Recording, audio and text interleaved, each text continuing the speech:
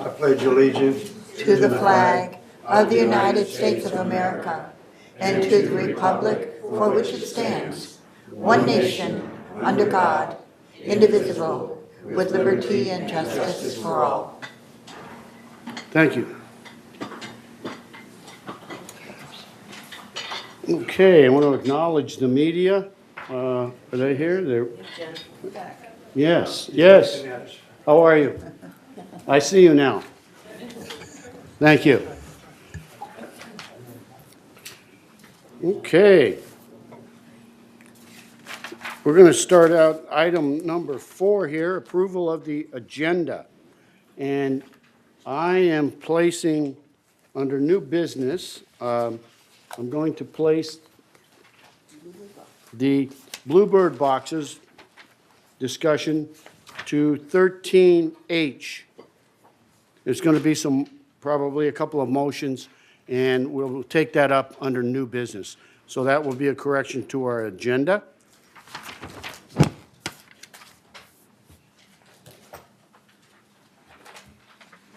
Okay, any other requests regarding the agenda? Can I get a motion to approve the agenda, please? All in favor? Okay, with that correction, the agenda has been approved. Now, approval of the minutes.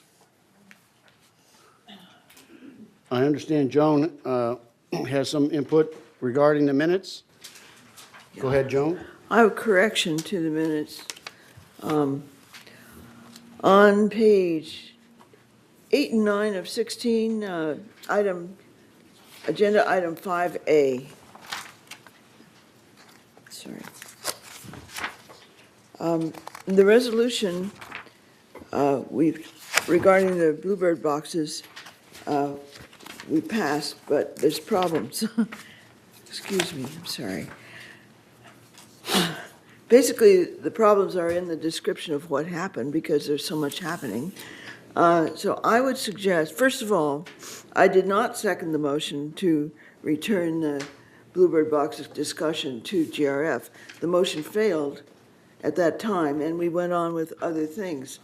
And so if you look at that page 9 of 16, I would suggest, I would like to have that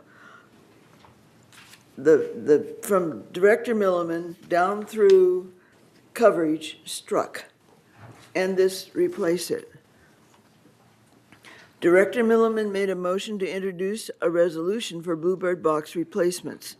Director Phelps seconded the motion. A debate regarding insurance ensued, and Resolution 9018XX failed unanimously because it said nothing about insurance.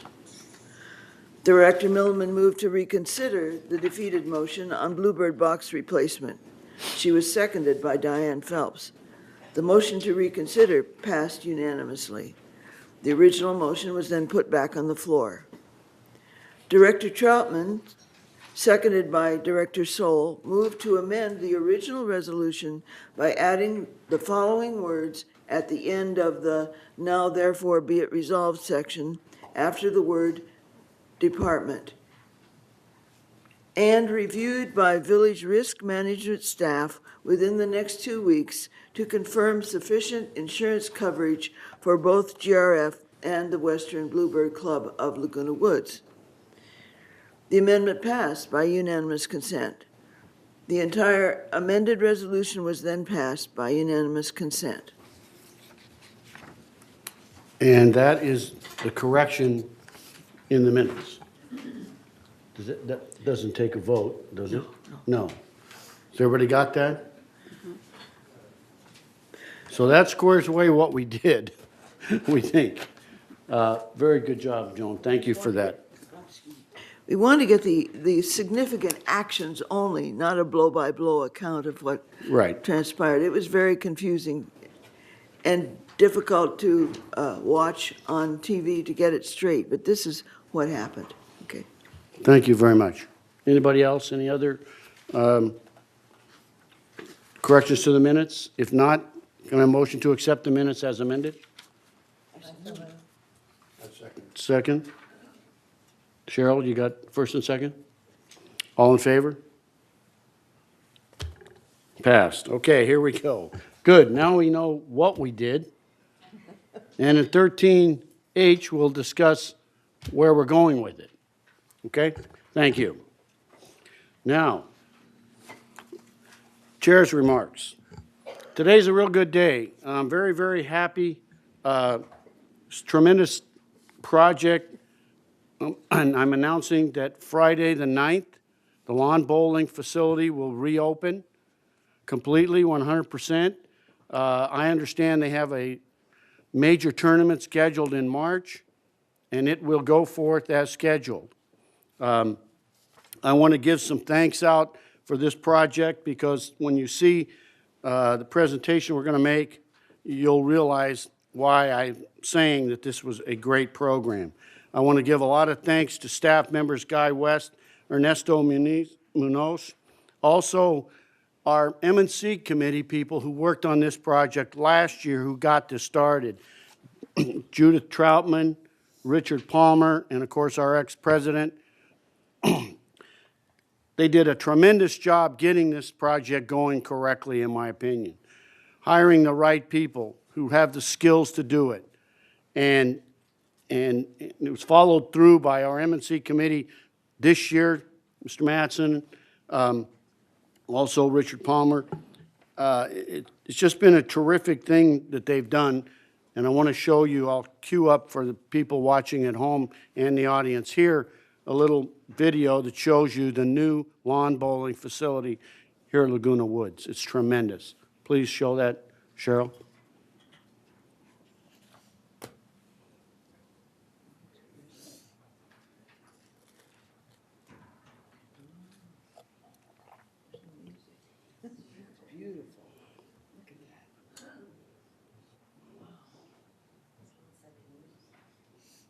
Yeah. Somebody want to sing?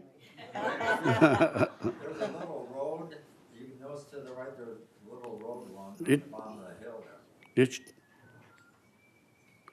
Not too many people know about that. it is perfectly flat. Perfect. Just like, it's an amazing job.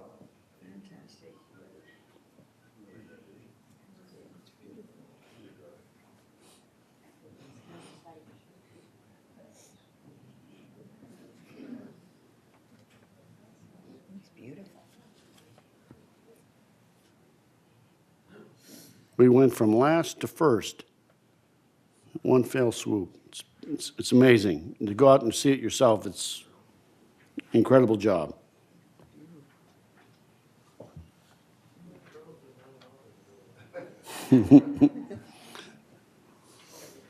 I hope the people at home can really, truly appreciate the work that was done here.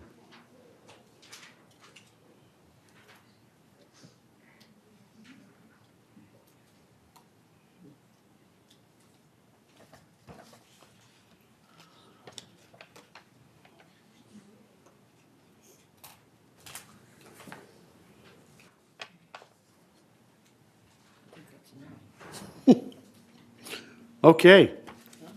Everybody, I'd also like to thank Brad for his leadership in getting this done. It's a tremendous facility now. It's what the people deserve, and it's an example of what we can do as a board, hiring the right people, getting the right input, and overseeing the project correctly. And we should all be very, very proud of the work that the directors did and staff did. And I hope the lawn bowling people just love it and have a good time and put on great tournaments. I'm sure we can get recertified to put on major tournaments. It's in my opinion, a world-class facility. Thank you to all. That's all I have on that. Other than that, we'll move right along. That's all I have in my comments. We will now update from VMS. Director Kenny, please step forward. Thank you. Good morning, everybody. Good morning. I'm Dan Kenny, Vice Chair of the VMS Board of Directors. As you know, each month, one of the three GRF representatives gives a brief summary As to the comings and goings of our board, in reviewing what I was to present today, it occurred to me that one of the most important goings this month was the retirement of our community manager, Lori Moss. I'm sure the loss is not completely sunk in for all those who relied on Lori to provide outstanding service, common sense, and an unbelievable work ethic. VMS has been charged with finding that special person to replace Lori. It's impressive to witness the quality of the prospective applicants. It could be argued that the current management team is viewed so highly outside of our community that we can attract such qualified candidates. As one of 6 charged with selecting a CEO, one of the traits I looked for in a CEO was a candidate who could attract first-class people should some of our managers retire or move on. If you would let me, let's take a brief look at how the team looks now. As you know, we have a combination of long-term and short-term co-workers. Our director of finance, Betty Parker, has been with PCM/VMS for over 20 years. Holder of an MBA, Betty has been an essential cog in the management wheel, and it's safe to say that we have all relied on Betty to provide excellent leadership, unquestioned competence, and a steady hand. Our HR director, Jackie Giacomazzi, has been with the company for over 30 years, and as you know, will be retiring this month. Jackie, along with Betty, were critical in the smooth transition that took place between PCM and VMS. We have a new director, and that's Carrie Weldon, who will be taking Jackie's place. Carrie is an MBA from the Claremont Graduate School, certificates from USC, and most recently served as Director of HR and General Affairs at Toyo Tires North America. Our Public Service Director, Ernesto Munoz, came to us after 22 years of service in the city of Costa Mesa, a city with over 110,000 residents. As Public Service Director, Ernesto's duties include a myriad of jobs, and he has taken the department to a high degree of professionalism and dedication to doing things right. Chuck Holland is our Information Services Director.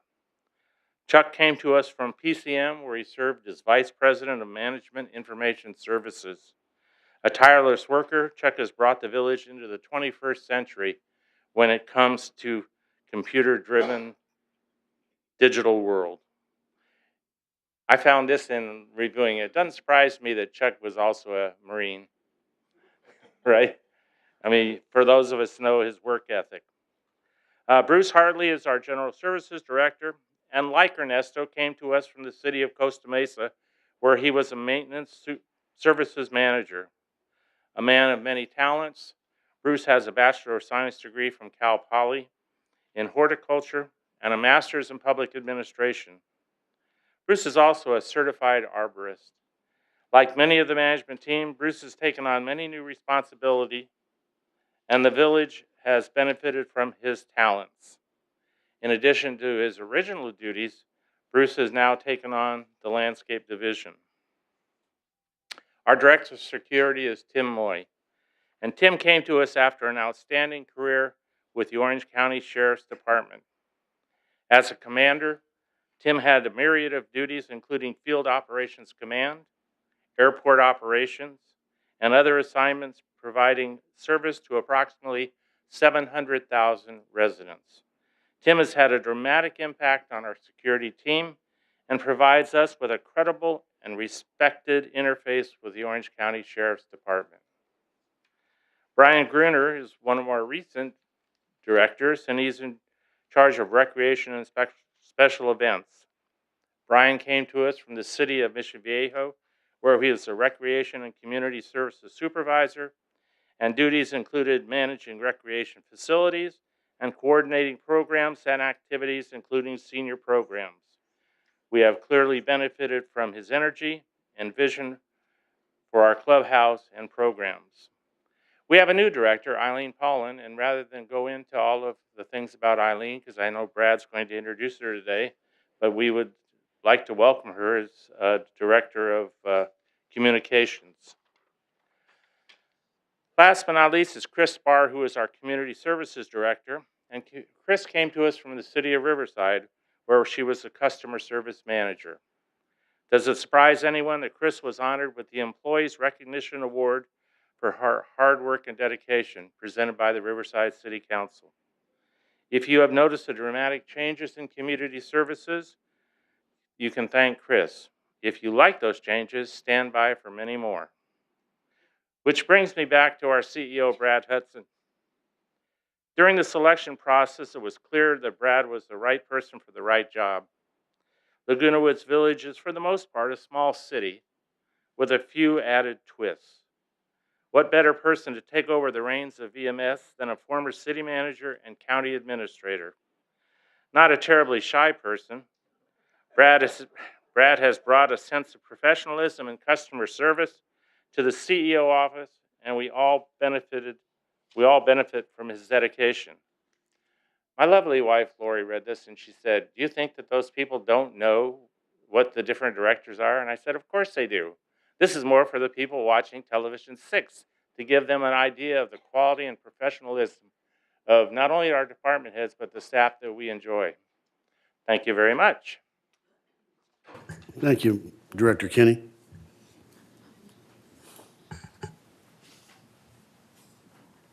Speaking of Brad, it's your turn, Brad. CEO report, item 8.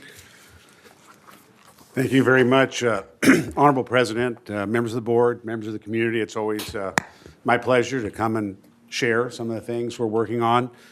And for this month, I really wanted to focus on some of the tech initiatives that are either in testing mode right now or ready to be implemented. And Chuck is going to do a presentation at the VMS tomorrow on even more than this. I'm just going to touch on a few things. And then he's going to be on Village Television Thursday morning, I think around 8:30, talking about a lot of the things that are going on as well. So this month, we're really making a big push on our tech initiatives. And so I just wanted to jump in here and just kind of share, because I've been talking about a lot of these things, and I know we tend to be pretty impatient, but many of these initiatives take a while. There's interfaces with our financial management system, our human resources information system that they're kind of complex sometimes. So even though the thing you're trying to fix seems pretty easy, the actual solution can be more complex. But one of the things we're going to be breaking out pretty soon is a new queuing system. And so when residents come into the building, they can either go to Carmen at the front desk, or we'll have a self-serve kiosk there, enter their name and manor number and what their problem is, and then go have a seat, and we will call them by name when it's their turn. No waiting in line, and so it's just going to be a much better system. It's very scalable, so this system can be used for recreation, manor alterations, social services, any of our programs, so people aren't waiting in line or standing outside a door, but they're in a nice, comfy place, which very shortly will be even more comfy, with TVs and magazines and coffee and just a nice place to wait until we can get to you and serve you. So we're very excited about the queuing system and the way that's going to improve customer service here. We just went online with our new fleet management system, and I know it sounds kind of silly, but we have an awful lot of equipment here. And in order to maintain it, service it, replace it, allocate cost to various mutuals for the use of it, and monitor the staff associated with all that was all kind of a manual thing, which is not very good. And so, because what happens is your supervisors spend all their time doing that paperwork, and they're not supervising the staff. And so this really hits on the efficiency and accountability piece by eliminating all of that paperwork and all that stuff these supervisors had to do in the past. And now they can just, it takes care of inventory, staffing, everything is taken care of. It's really a great system. We're beta testing right now our field mobile work order system. Again, same thing, paper-based system. Somebody calls in, we print out a work order, it goes in an envelope over some work center where they give it to somebody who's supposed to go do it. Very, very inefficient. And so this will send those directly to the field as they come in, to people who are close to the spot that needs the work. When it's done, the resident can sign off on it and push a button. It's already in our database system and doesn't have to be scanned. Right now, those completed work orders have to make their way back to these 3 people who are up on the 2nd floor who actually scanned them in. Since there's no paper ever created here, that scanning function ultimately will be completely eliminated. And so it'll be very efficient, and we'll have a much better read on how long it takes for each worker to do each job. You know, if I have one guy who's doing, 10 toilets a day and another guy who only does 2, I'm going to kind of worry about that. Why do we have such a discrepancy? Those things are hard to track now on a paper-based system, but electronically, the accountability is way up. And once again, supervisors spend their time doling out these work orders and doing the paperwork instead of supervising the work.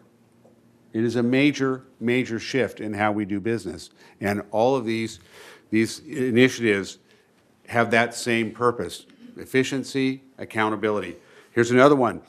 Our supervisors, particularly in landscaping, painting, many of the other field operations, spend a good part of their time just on crew worksheets. What are you doing? Who are you doing it for? How do we allocate your time? And it's a big paper chase. And so we now are just implementing our field crew worksheet system. And so that is all automated now. So those supervisors aren't going to be spending all of their time shuffling paperwork and time cards around and allocating costs to various mutuals and various activities and programs, because guess what? That's automated now. And so, again, another increase in efficiency, and now supervisors can spend more time in the field supervising their workers, which is what everybody wants: accountability.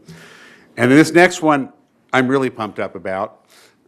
This is, I don't get excited often, as you know, but this is in very beta mode right now. This is our transportation dispatch system for demand response, or call it plan a ride, which really isn't demand response because you have to call a couple days in advance, so you're not really responding to the demand at that time. But what we do now is we give a sheet of here's the residents you have to pick up today, and they get in their van or maybe a bus. This is for demand response, plan a ride, and then they just go down that sheet and take people back and forth. And there's really no way, if somebody calls right after they leave and they're going to exactly the same spot as that other person that they're picking up anyway, and they live next to them, we have no way to pick them up. That has to be a whole new vehicle. So what this system is going to do is optimize all that. And so there's no more sheets anymore. You're going to get in your car, your computer is right on your dash there, and it's telling you where to go. And then this is for the driver. And then if somebody else calls up and they're along the route or something, it just adds their name where it needs to be, and you go there next. You just follow the names.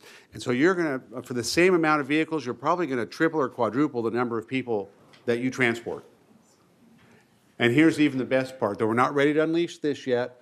There's a mobile app that comes with this too, and so residents don't have to call us anymore. They can just go on their smartphone and say, I'm here and I want to go there, and it'll say, okay, we'll be there in 15 minutes or 30 minutes or an hour or whenever we can get there.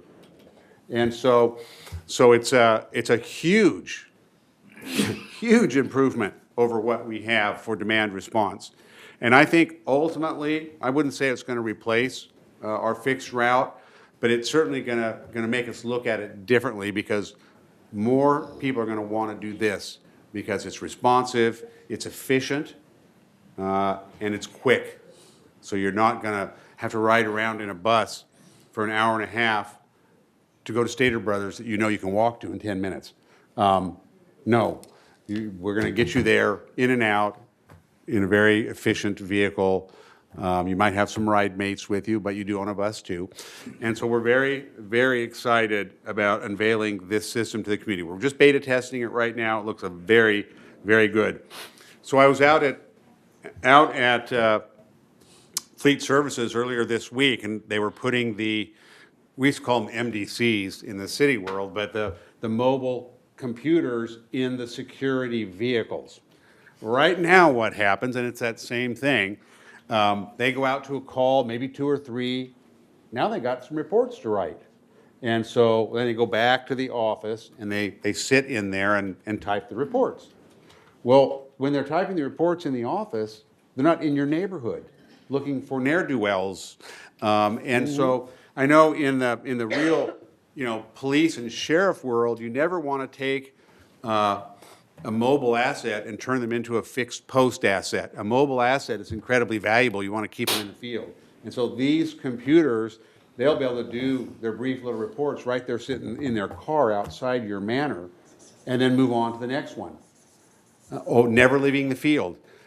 In addition, they'll be able to access all of the resident data contained within our database, so when they show up at a manor, they can pull up the information on that person. Does this have a person have a history of violence or dementia or other issues that they need to be aware of before they interact with them? They'll have that information. And it's very critical. So I'm just very excited about this. I don't know if they'll have them done yet. I was told by Chuck I was present here, but I was hoping to have one of the vehicles out back here before the VMS meeting tomorrow. So if folks, I know a lot of members come to the VMS meeting, could take a look and see what that looks like.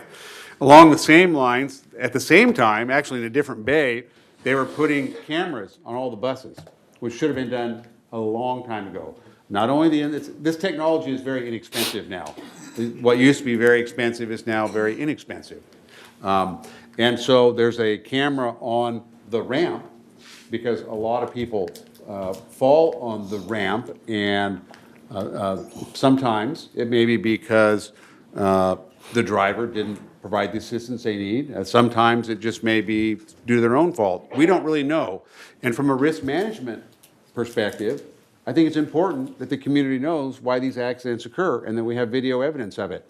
And so we'll have those cameras, and then on the inside we have cameras covering all of the seats.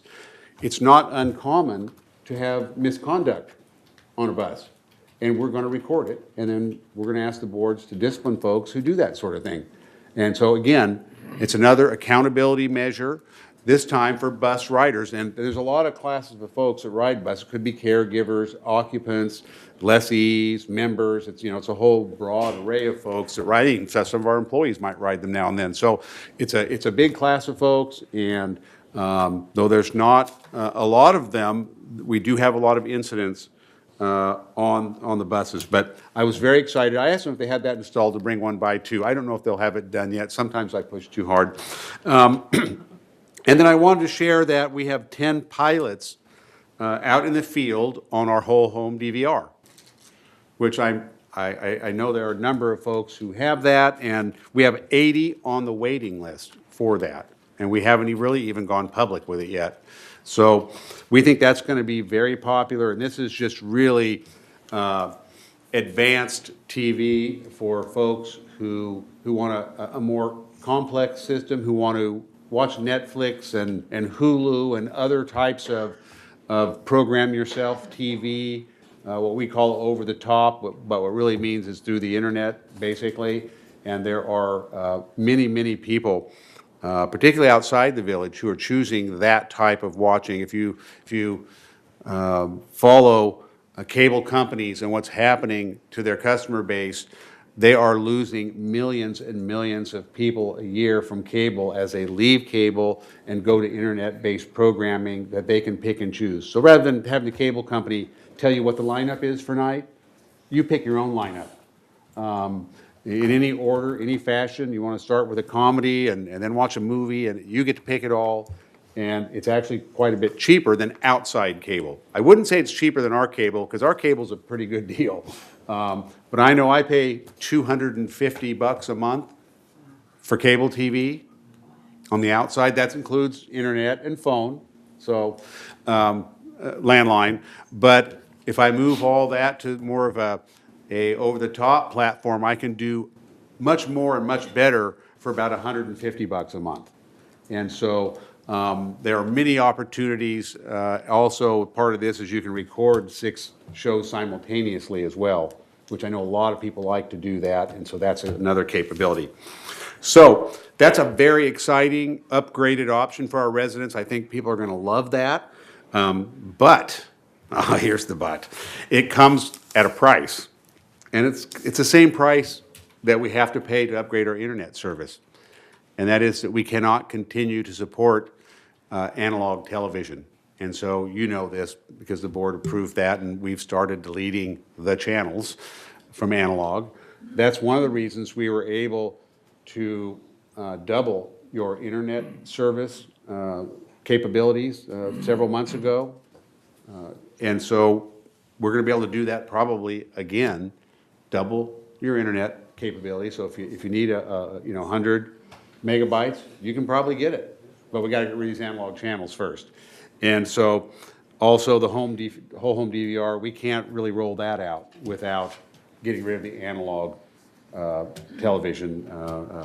So that's what we're doing. So I want to tell you which channels, because the first ones we got rid of in January were like, the jewelry channel, We get a lot of complaints about that. This month, we started getting to a little meatier WGN History Channel, Travel Channel, BBC, AMC, A&E, Discovery Channel, and National Geographic. So if you have an analog TV, and if your TV is thicker than about an inch, you have an analog TV. If you can't move it yourself, it's analog.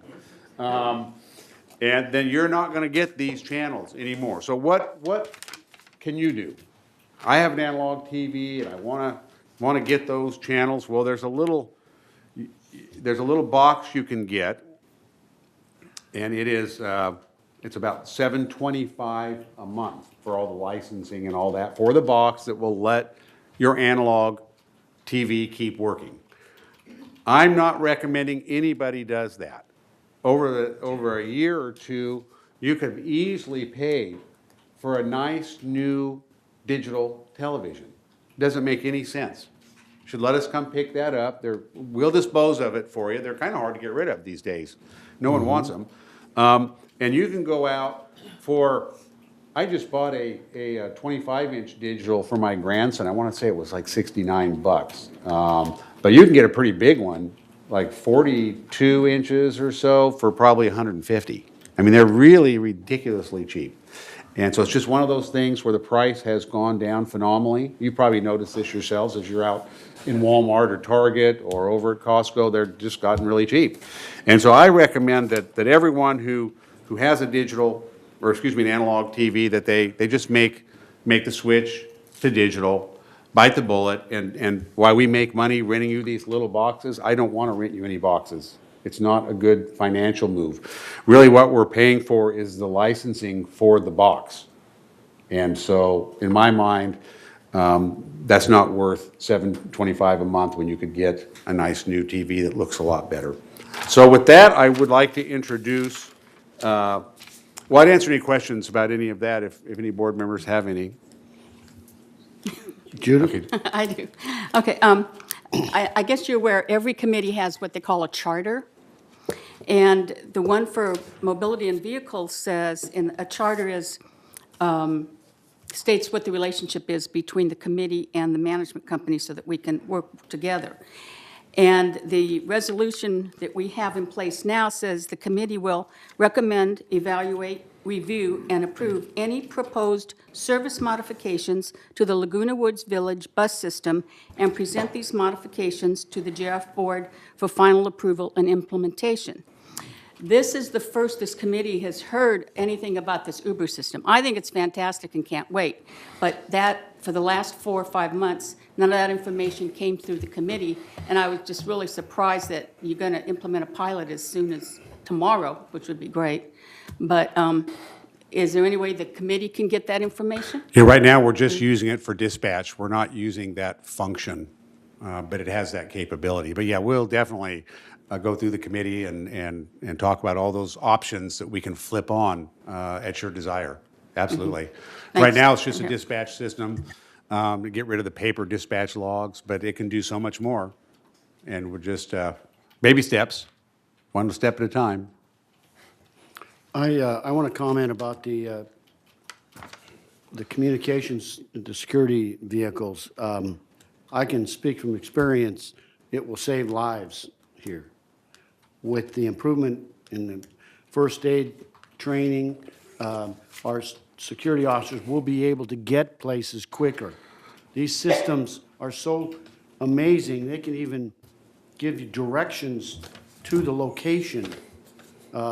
Many of us, Ray and I, used Thomas Brothers maps in the old days. We'd have to pull over and look at the map, okay, of how to get somewhere. And in an emergency, you know, your heart's pumping. So these, early on when I was in security, I talked to Tim a lot about these things. I'm really glad these are coming to fruition. I know Chuck had just lists of things that he needed to do, but this one is really going to add to the service of our residents. I guarantee you, it will save a life. I mean, it's. I would equate this with AEDs in that regard. It's just And it's so from a critical. standpoint of having worked out there, when I was a security officer here, it was kind of odd, you know, you got to go back into the station, and that's the only place you could write a report. I mean, it was just a waste of time. You went back and forth, back and forth, back and forth. So again, it will give our security officers an opportunity to be out there where we need them and when we need them. Ray? Yeah, I'd just like to add to that. A couple of years ago, a very dear friend of ours apparently had not been seen for several days. We went over there to check the place out. Everything was locked up to the point where I couldn't get in. Normally I'd get in, but I couldn't. So I called in our department. Of course, you had to call the sheriff's in first, which is 10 minutes. And our guys were so busy, they couldn't get there. When the sheriff guy got in there, he and I pried the door open. She was lying down on the floor, near death. Had we gotten to her 10 minutes earlier, she may have lived. She passed away. It really hurt us. And like you're saying, this is a phenomenal way to do things that will absolutely save lives. Having been a cop for many years, believe me, that's the way to go. Thank you. Now, I don't want to talk out of school, but when those MDCs are paired, say 6 months or 8 months down the road with something you haven't approved yet, but a computer-aided dispatch system, now you're going to save lives. Yeah. There's no question that we have a very primitive dispatch system, and if we upgrade that with the technology we're putting in the cars, we're going to save a lot of lives, and we're going to stop a lot more crime. Absolutely. They're going to be able to serve the community much, much better. Those are tremendous additions to our technology. Brad, you had some more? I just wanted to introduce Eileen. Oh, I'm sorry. I think Beth wanted to talk. Beth wanted Yes. to. At the beginning of your talk, you noted two of your goals, efficiency and accountability. And as I was taking notes, I have 7 bullets of plans and ideas and things that are already in place to make this a smoother, reacting community and better for all of the residents. Thank you. Thank you. Well, I'd like to introduce, and I do want to thank board members who served on the interview panel to help us select. I think, Joan, you were one of those. And there were others from Third and United. Juanita, did you help with that? Juanita helped, and I think Bert Baum did too. And so from Third. And so we had a good panel. Our new HR director sat in there, I think Lori as well. And so they came up with really one really strong recommendation and maybe a weaker number 2. And so we decided to go ahead, and I interviewed both of those people, and after that ended up going to lunch with Eileen, and she is really a phenomenal individual who has a really very long track record and very successful communications, both, print and web-based. She's, what I like about her is her degree is in print journalism, and I love people who can really write good. Not good, sorry. And she writes really well, and she communicates well, and she's organized. And I'm very proud of the work we've done over the last couple of years in communications. We've implemented a lot of really good things, from the Breeze to the e-blast to a new vision for Village Television, and just a lot of things. And now it's time to get that organized and to do even better. And I think that Eileen Paulin is going to take us to the next level in communicating with our residents, and I'm so pleased and excited. And with Lori leaving, she's becoming my right hand right now, so I really appreciate it. Eileen, why don't you come up and say a few words to the community? That's awfully nice. Yeah, it was the lunch that closed the deal, right? Who picked up the tab? Well, I have to say, I'm beginning week 4. It feels like month 4. Hell's popping around here all the time, but I have to say it's really been a pleasure. Probably our first priority right now is to get some systems in place, because there's lots of great ideas flying around, but we've got to get it systemized. So that's what we're working on this week. And also just bringing some of the things that we need to bring in right under our own belt so we can turn them around more quickly. But I've really enjoyed it so far. I'm in this business because I like people, and I'm really looking forward to hopefully making life even better here in Laguna Woods. So, thank you. Thank you, Eileen. Thank you, Brad. Thank you. Before we move on to the open forum, I'm going to ask Joan to give an update on Director Jim Juhan and to all of us. We're very, very concerned about him. Okay, I have an email from Cynthia, which, give me a second, I'll put it up here. Okay, I should have given you a warning. Huh? you should have, it would have been nice. Sorry. Okay, Cynthia says, okay. Finally, this morning, the transfer to the inpatient physical rehabilitation unit came through. This means Jim's heart is healed enough that it no longer needs regular telemetry monitoring. And now it's time for him to work on getting his strength back. This PT unit normally keeps patients about 2 weeks. And thanks to GRF and VMS for the flowers, they were the first to arrive.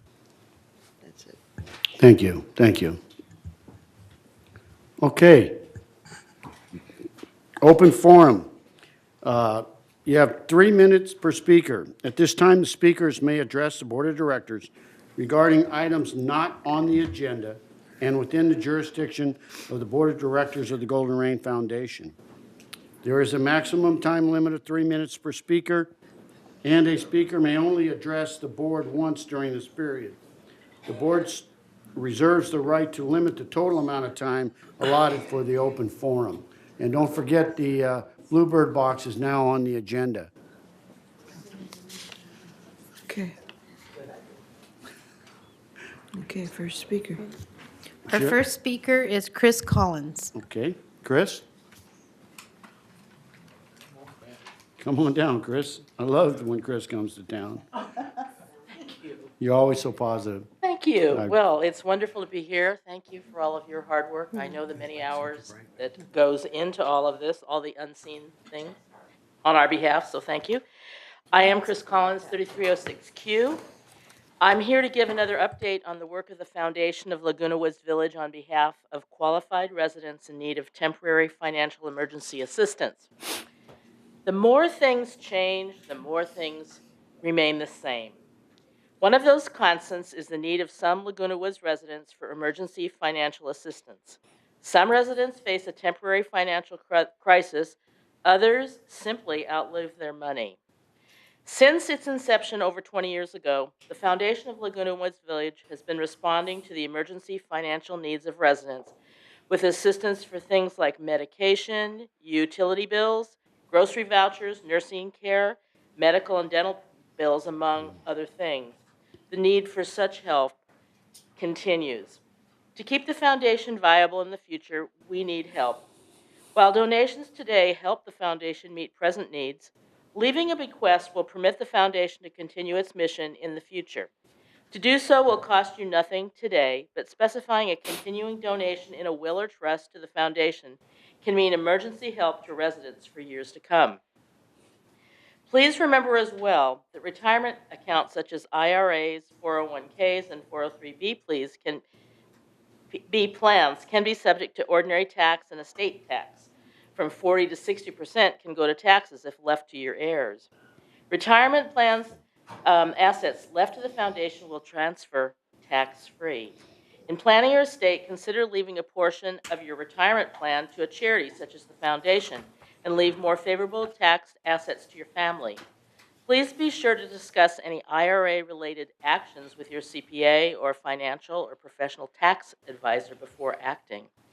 If you feel that any of these giving ideas are appropriate, we suggest you contact your financial and/or legal advisor or the Foundation of Laguna Woods at 949-268-2246 or the foundation at comline.com. Thank you for your generous and continuing support of the mission of the Foundation of Laguna Woods Village. Thank you, Chris. Cheryl? Our next speaker is Margaret McCormick.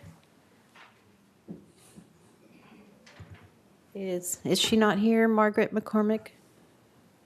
Okay, I'll go on to the next one is Shelva Linsky.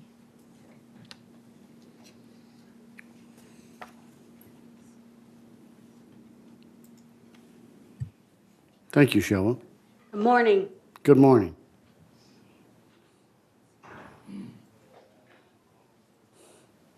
I'm here again today to discuss the bus schedule after I came here and spoke to you last month. I have been to see Mr. Brad Hudson and also spoke with Bruce Hardley. I left that conversation feeling with my efforts and concerns didn't make a difference. In the Globe 3 months ago, Mr. Hudson said the new changes in the bus schedule will save the community $200,000. I am all for saving money to keep our association dues down, but how long will the residents have to suffer a significantly reduced service level to save that $200,000? Many of us at the towers don't and can't drive anymore. One of the reasons many of us choose to move here was the attractive convenience of this village transportation. I went to the M&D meeting on February 7th where the staff provided us with the same data. They say the total budget for transportation is $2,250,000, which includes staffing and operations. Bruce Harley said this was the only $50,000 decrease from last year's budget. So to save the and to save $50,000 this year. There are reductions in bus driver hours, less bus stops, less use of buses, which will lead to less fuel costs and fewer operational expenses. They stated that the majority of the savings was in the cutting of the bus driver hours and fuel. Does that mean it's going to take 4 years to reduce service levels to save the $200,000 Mr. Hudson was talking about? To save the community only 2% of the budget. We cut services levels down by 50%. There appears to be something seriously wrong with this portion. We urge the Mobility Committee to look into this reasoning. I have not spoken to the Mobility Committee, but I plan to see what that's all about. And, getting to our people are, the average age is between 80 and 90. So we have to have simple reasons for transportation. And thank you for your time. Thank you. Next up is Michael Landry.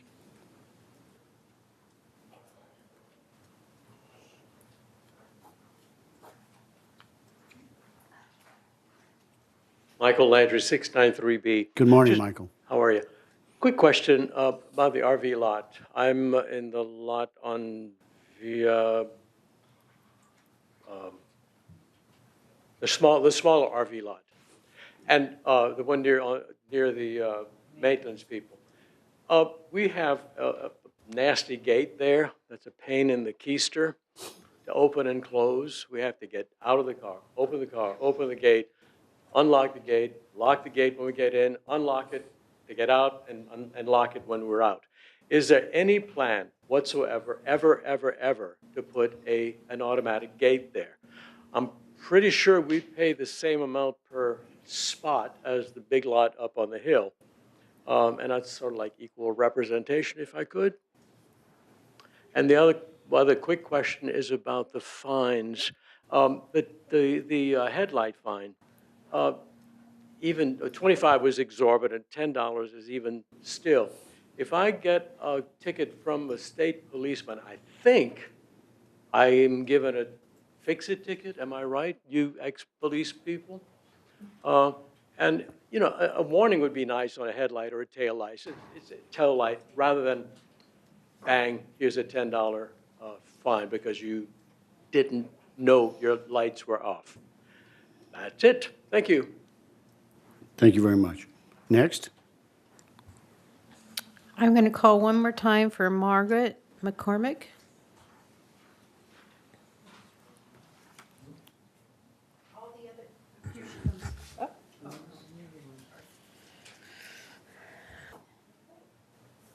Susan Model, you can come on up. Suzanne?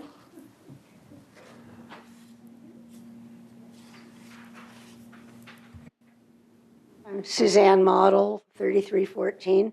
How do I set this to 0? Thank you. Okay.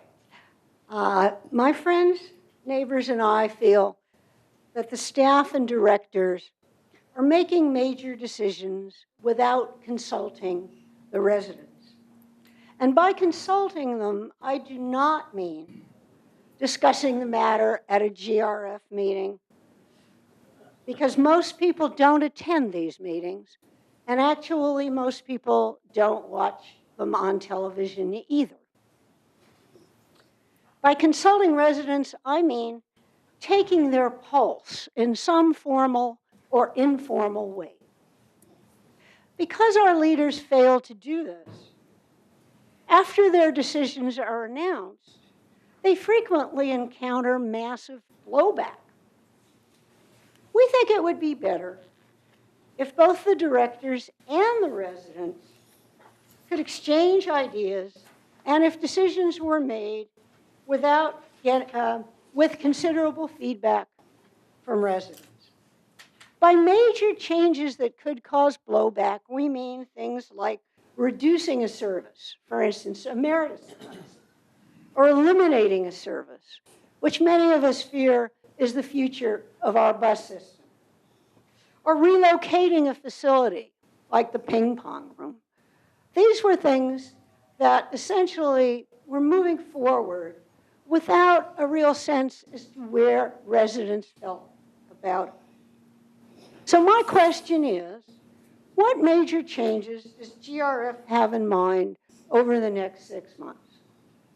And secondly, I would like to say that I would be open to assisting you, or perhaps others in our community would be available to help advise you as to how you could improve the communication between the residents and the board so that it opens up words exchanged both ways. Thank you. Thank you very much, Suzanne.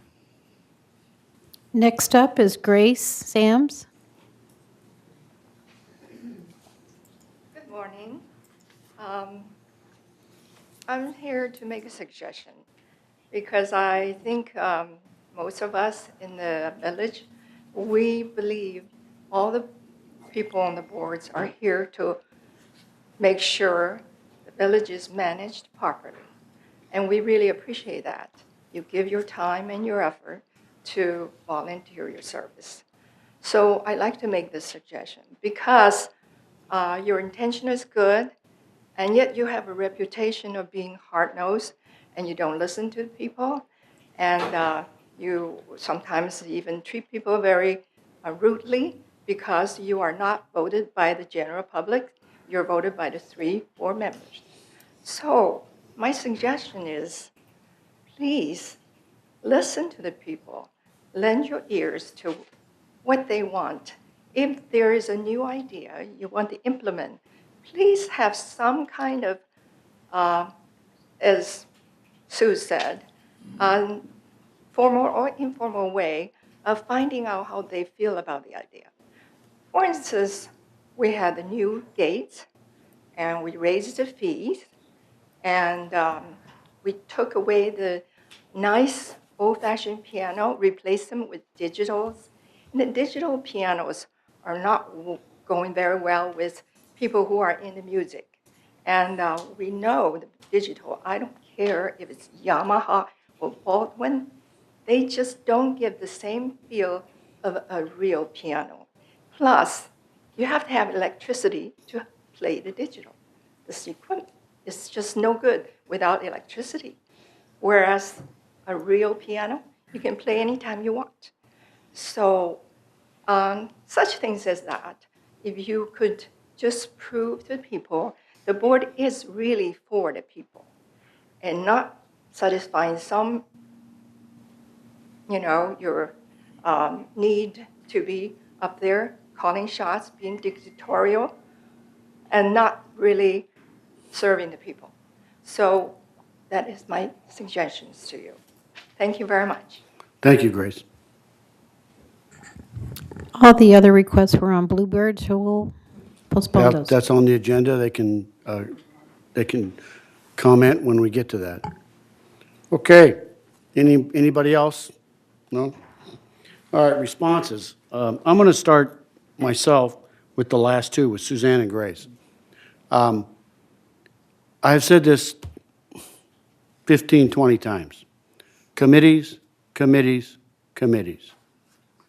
Please come to the committees, get involved. All of the things that you're talking about, input from residents, that's where you can come and voice it directly. Mobility. We have a director that heads the mobility committee. Any of the bus issues, please come, share, give us your opinions. They will listen. She will listen. Ask her. She will listen. Okay? All of these, we just hired a brand new communications director. We do care about communicating with our residents. We care very much, and the hiring of a communications director should send a very clear message that we want to communicate. There are a number of ways to communicate.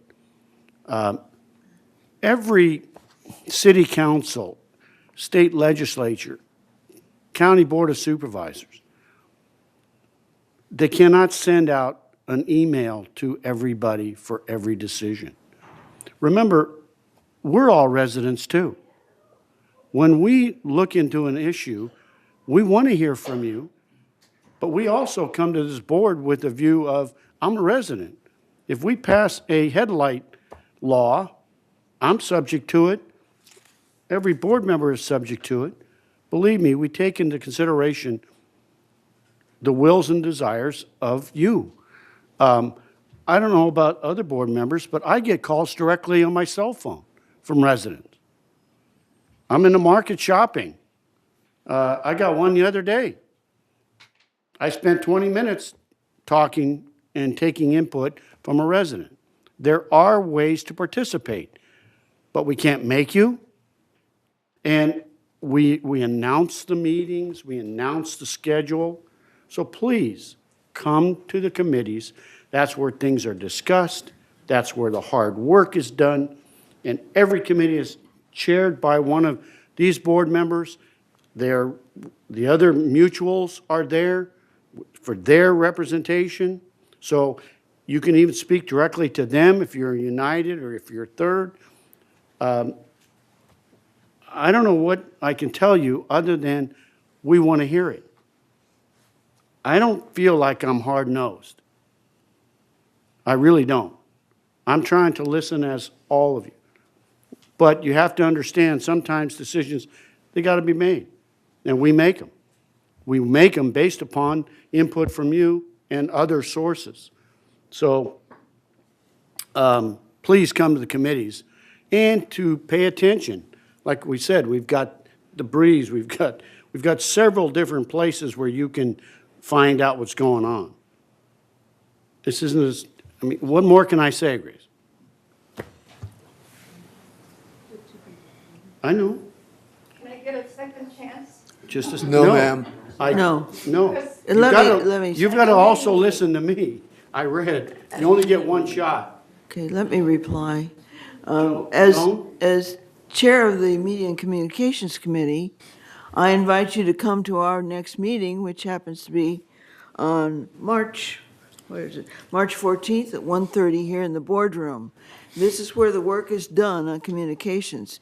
In addition, any board member would be happy to come to a community meeting if you get a group of citizens who would like to talk about something, invite us to come. Both Third and United and GRF, we have people available. You have the list of us, and we're happy to come and talk to you. But this doesn't happen.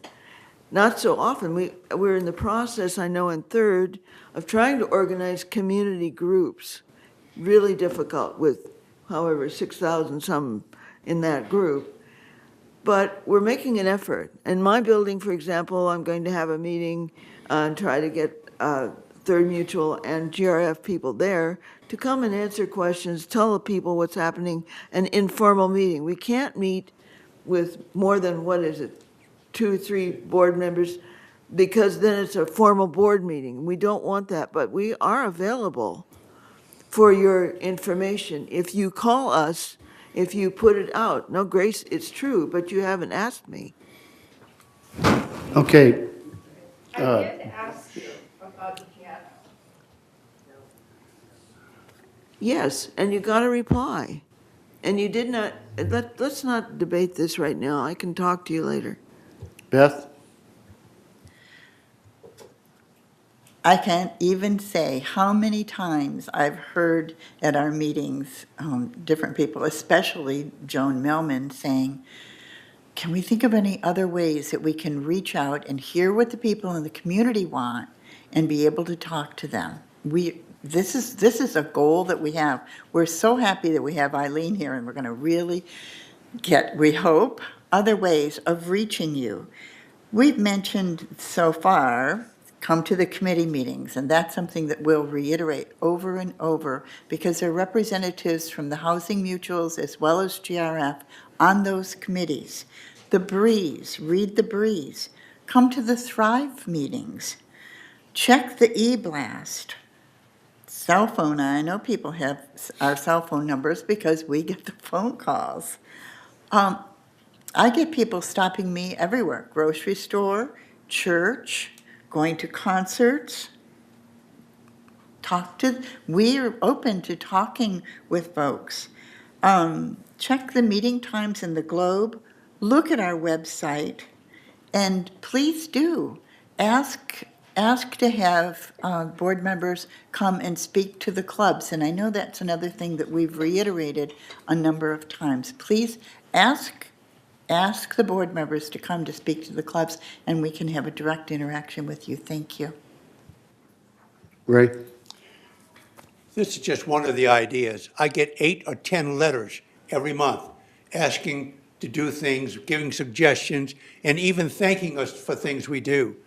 I'm sure the other board members get the same amount, if not more. So we do get information, and we're not as hard-nosed as you're saying, man. I'm sorry. I've been doing this since 2001. And believe me, I even get people say, thanks, Ray, I appreciate what you're doing, believe it or not. Because we are concerned, we're residents here, and we do what we can for you. I'd like Judith and Brad both to speak to Shelva's regarding the Okay. bus schedules. Yes, I was going to do that. And at our meeting, at the M&V meeting, well, all committee meetings, we give out agendas. And I suggest and strongly encourage you to keep those agendas because it's full of really vital information. So I noticed Shelva got information from that meeting on the 7th. And yes, it was reported that the budget for 2018 was $2,249,487, which includes all of the things she mentioned. And the budget shows a decrease of approximately $50,000 compared to last year, 2017, which is a result of the reductions in bus operations, expenses, and bus driver hours. So, so I think the concern there was, why were we reducing bus drivers' hours? That in turn reduces the amount of buses in function. But then we were also presented with the 2018 business plan for Transportation Department 970. Here it does state the 2018 budget is $2,249,487, but it shows the budget for 2017 is only $2,214,056. That's a $50,000 difference, but it's in the other direction. It actually shows that the 2017 budget was $50,000 less, not $50,000 more that's stated in this report. So I'm going to ask the treasurer at a later date, and I've got an email going to Bruce to find out where the discrepancy is, because $50,000 in either direction makes a difference of like $100,000. So either this, but it was also in the minutes. So we will straighten that out for you. And as far as you were talking about the bus for the towers, because I believe you're from the towers. I did ask for an update a couple days ago, and I got something from the Transportation and Maintenance Management Services regarding the towers. At the moment, there is no update regarding the towers getting a bus. We are continuing to find ways to improve service throughout the entire community. If we find a valuable option, we will take the proper channels to make sure it's the best decision for the entire community. Lunch schedules for the drivers, nothing has changed there. At the moment, we do have good news. The bus drivers now have a new break room. It was brought to their attention that drivers did not have enough space to eat their lunch. And then the drivers now have a room that they can relax for their lunch hour. So I was a little disappointed when I first got this update a couple days ago from the Transportation Maintenance Service Manager. However, what I think now he's talking about, after listening to Brad, if we're going to go to the Uber system, if they were to just take one bus from the system we have now, where are they going to take the bus from? If they take one bus from the system of the buses going around, that's going to mess up the whole schedule. And so rather than go through that, it just all of a sudden occurred to me, they're waiting till we get this new Uber system going, and that would solve everybody's problem. Because if you ever take an Uber, it is really neat with the, because I've used Uber, and you find out where they are right on here, and you can make your appointment, and that would work much better for us. I just hope it comes through the M&V committee. So be patient is all I could say. Change is difficult for a lot of people, but we do have to look at the entire community. And keep your agendas when you come to the meetings, because it's full of, I'll talk more during my report about the stuff we got out of that meeting. I hope that satisfies Shelva. Brad? Thank you, Mr. President, members of the community. First of all, I got to start off with a lot of misinformation here, and we'll start with table tennis. Since I've been here, I've never heard of anyone talk about moving table tennis, and to say that really on TV is kind of irresponsible, because you can't believe how many calls I'm going to get now. You're moving table tennis. No, we're not. It's never been discussed. It's never been considered. The CAC's never discussed it. This is the first I've ever heard of it. Just really, really quite irresponsible. Secondly, I don't know how many times I have to say this, but I'm going to say it one more time, probably many more times. In 2005, we gave residents 500,000 rides, 500,000 rides. In 2015, we gave them 200,000 rides. This is approximate. We lost 60% of our business and did nothing to change how we're operating the buses. And if you go back to 2015, I think you'll see that the cost of the bus system was closer to 2.8 million, and then now it's down to 2.2 million. So it's been kind of a slow thing, and the biggest piece of that is really going from an 11 route bus system to an 8 route system. So that's been the biggest change. And then maybe a little savings on going demand response Saturday and Sunday, but I'm not sure of that now because it's exactly what I told you, is that people really like demand response. We have new riders. They're all in demand response, all. That's where our ridership is growing. And your biggest problem is going to be when we put this together right, everybody's going to want to use it. And you're going to have to spend more money, not less. Right now, the service is bad, the vehicles are bad, the system's bad. It's just not a good system. That's why 60% of the people from 2005 don't ride it anymore. You lost 60% of your business because it's not a good service. Shouldn't take an hour to get over to Stater Brothers. It's 5 minutes away. And so when we change that, more people are going to want to ride your buses. And so that's really the difference here is creating something that people like versus something they don't like. There are more people, I think, that play pickleball in this community than ride your buses. Only pickleball costs almost nothing to run, and your buses cost $2.2 million. And so I think we have to consider that. Even though it's a very needy population that rides the bus, there are ways we can take care of them much more efficiently and serve their needs. And one of them, because a third of your bus riders are at the towers, and they really need the service. And that's why I went and met with them and chatted with them and their board and probably 100 residents there who were all very happy with some of the concepts we talked about, which really involve, and this hasn't gone through the appropriate committee process, but kind of since they're a third of the service, you know, why not provide a system that works for them and is customized and tailor-made? And so what that would be, that needs some work. But I think it's a really good idea. Our neediest residents, a lot of them, and let's tailor something that works for specifically for them rather than trying to develop some global solution and then trying to shove these residents into it. So that's what I talked to the board about. I think they like that concept of building something for their residents together, and obviously the committee will be a big part of that as well.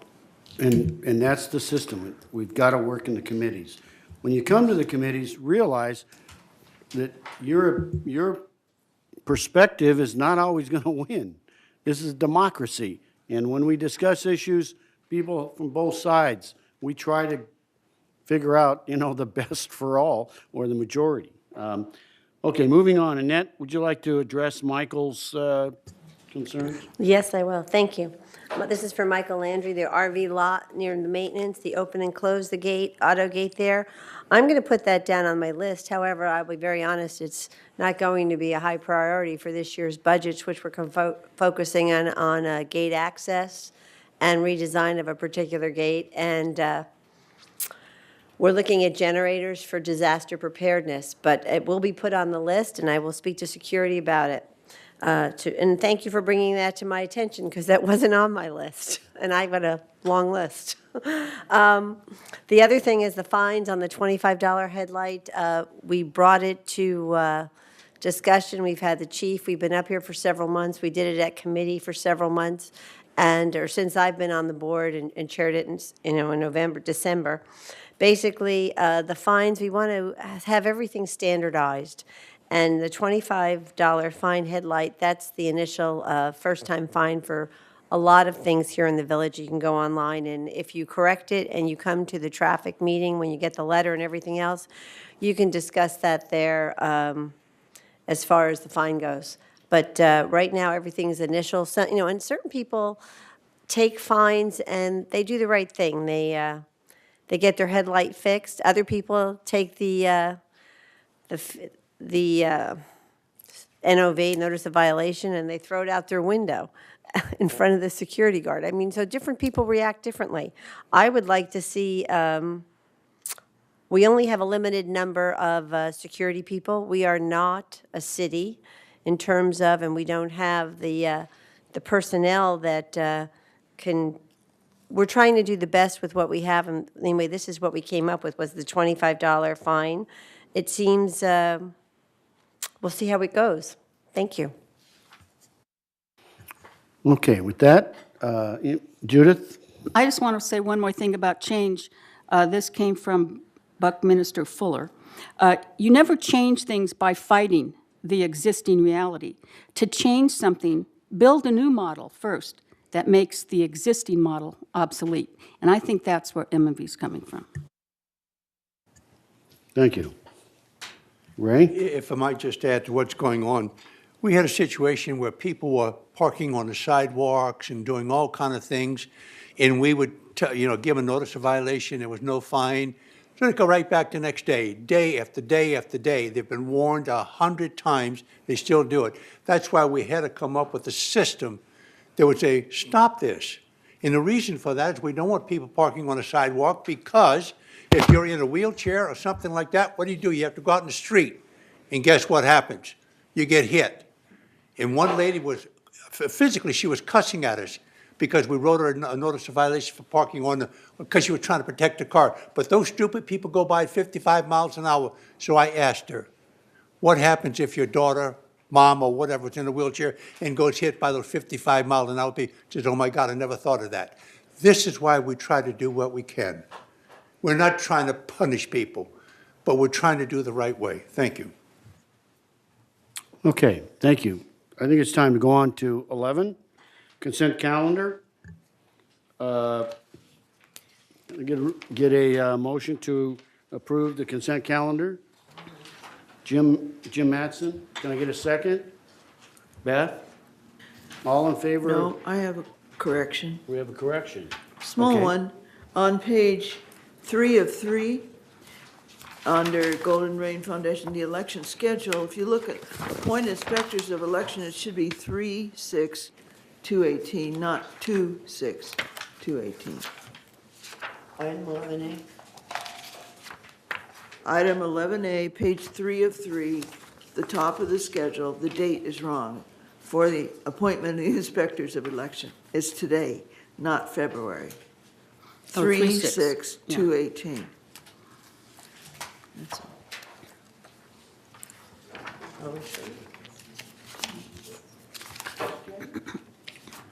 Can I make a comment on that? Yeah. So we appointed Martin and Chapman last month at your last meeting in February. So this agenda item is just the approval of the dates, and those dates came from the attorney. Yes. Okay, so it's okay as it is, right? So it's okay as it is. Sorry, okay, I misinterpreted. Okay. Thank you. All in favor of approving consent calendar? Opposed? Okay. Consent calendar is approved. Item 12, we have no unfinished business. We'll start with item 13, new businesses. 13A, entertain a motion to approve a resolution for amendments to the golf cart policies and procedures. To read it, please. Resolution 9018-XX, Golf Cart Policies and Procedures. Whereas the Golden Rain Foundation of Laguna Woods Village, GRF, desires to set standardized golf cart policies and procedures related to community safety and access control, including decals, RFIDs, and fees. Whereas electric golf carts plugged into common area electricity must pay the current annual golf cart charging fee as determined by mutual policy. And whereas the golf cart decals and RFIDs remain the property of GRF, and whereas GRF has concerns about properly maintained golf carts, unattended extension cords, and golf cart chargers that are not positioned at least 6 inches above the floor, now therefore be it resolved on March 6, 2018, that the following amendments are introduced to the Laguna Woods Village Vehicle, Traffic, and Parking Rules, Section 10, Golf Carts and Golf Cars. Golf cart registration. Residents are required to register all golf carts. Registration includes the application of a permanent 7-digit serial number on a reflective tamper-resistant white background with black numbers. This GRF decal will be placed by staff on the front windshield, driver's side, lower corner, and shall be visible at all times. Golf cart plug-in vehicles in common area. Resident golf carts that are allowed to connect to mutual common area electricity will be issued a reflective tamper-resistant mutual decal for registration purposes, yellow for United Laguna Woods Mutual, ULVWM, and green for Third Laguna Hills Mutual, TLHM. The ability to charge using common area electricity is included in the annual electric golf cart fee for carts registered to any manner that does not have private or garage or carport. In order to have access to common area electricity, golf carts will be issued a ULWM or TLHM decal that staff will place on exterior rear fender on the lower corner furthest from the driver. All golf cart charging equipment must be certified and maintained to UL standards. Golf cart charging may not be utilized within storage cabinets. The mutual decal may be revoked upon expiration, withdrawal, or termination from the program, or non-compliance with these rules.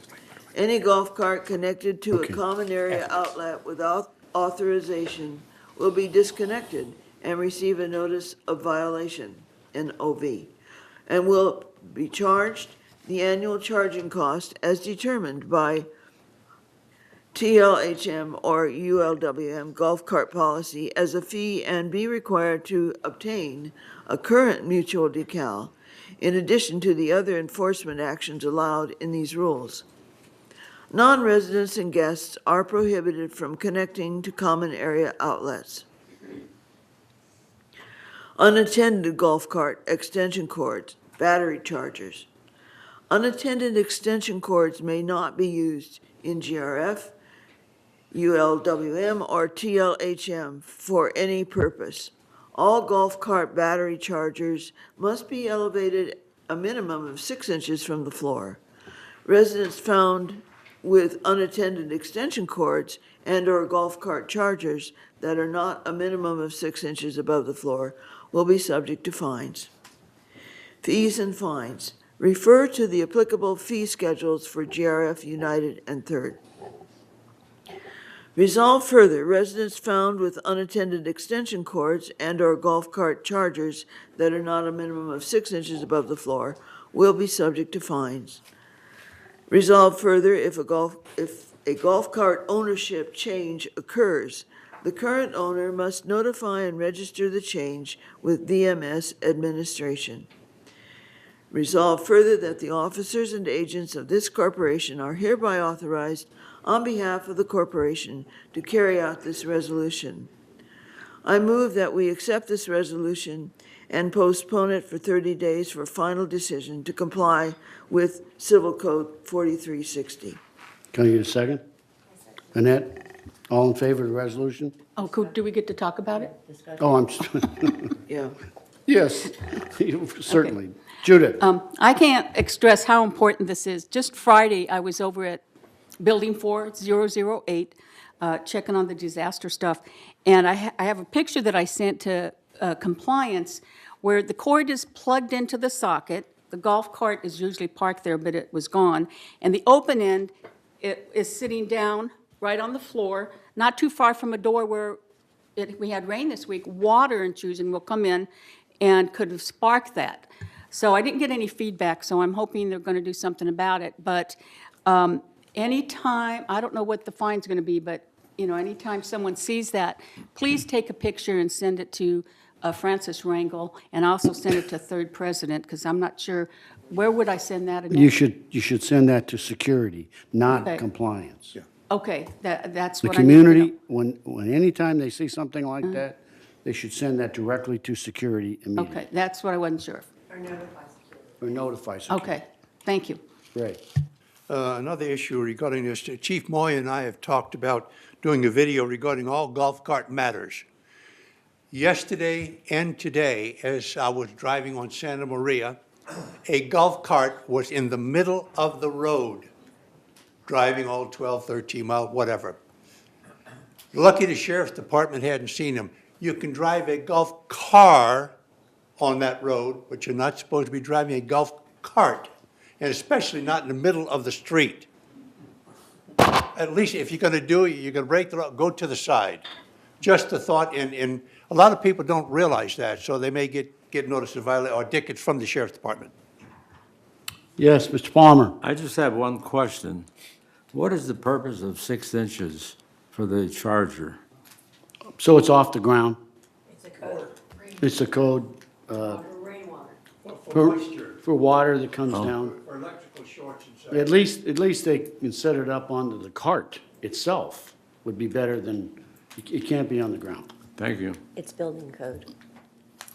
Okay. Rhino.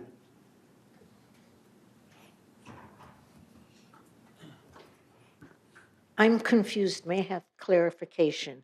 Since people at the towers pay the same amount as people in Third and United for GRF, and you're talking about common area, why can't people at the towers get all those things to use the charging stations in the common area?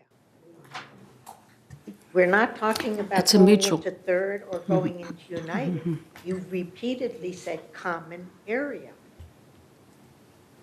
This did say something about if you plugged in a common area, but to my understanding, you cannot plug in a common area. Correct. Right, yeah. Which people are doing. So this is saying, Yeah. So it needs a revision, clarification. And then? I'll let Brad address it first. Well, again, I think what we have here is talking about charging in the two mutuals that offer that as a service. Third and United offer charging of vehicles within using common electricity. GRF doesn't offer charging of common electricity, and so we don't allow anyone, whether they're from Third, United, or the towers, to charge in that location. So I don't see anything wrong with the resolution. If United, or excuse me, if the towers wants to let their residents charge their carts using towers electricity, then they can establish a fee for that, but that wouldn't involve GRF. But then shouldn't this motion not say common area, should it say Third area, United area? It's saying third common. Yeah. This is, what we're trying to do is standardize the fees, and right now, the fees, the decal that everyone will get, that they put the white decal that's tamper-resistant with the black letters, that they put on the front of their golf cart is free. So everybody in the village will have one of those decals, because everybody, it's mandatory, you register. You register. Now, what we ended up having was, we didn't have to worry about people that had carports, or, because we're not a mutual. So this is concerning Third and United and their parking. We basically didn't have to worry about people that had garages or carports. But in the garden villas and the 110s where there's underground parking and things of that nature, that's a common area that people share, and they have designation. And this talks to that area when they get to plug in their vehicles. Okay, so it is not, in fact, common area. Well, Mutual it's- common area. It's mutual common area, and that's what it says- says in it here. does We're say addressing mutual common area. Thank you. Okay? Thank you, Rhino. But we've spent a year working on this. Thank you. Okay, without any further question, all in favor of the resolution? Opposed? It passes. Okay. I have received a request to move the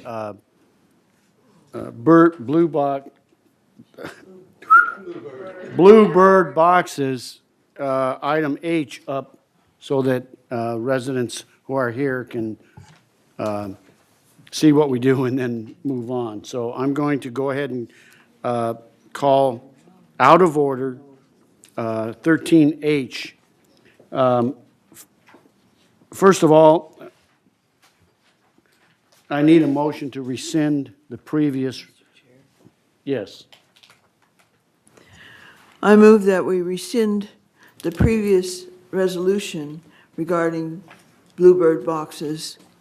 I second the motion. Any discussion? None.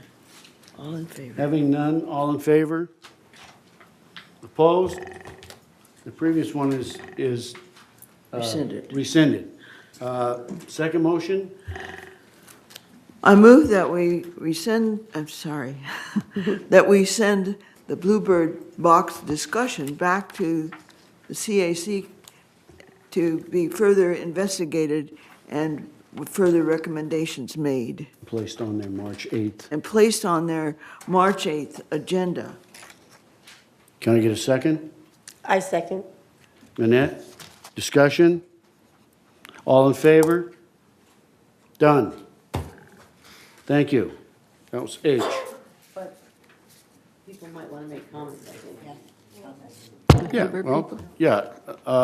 I strongly suggest anyone that has anything to do with the Bluebirds, please come to the March 8th CAC.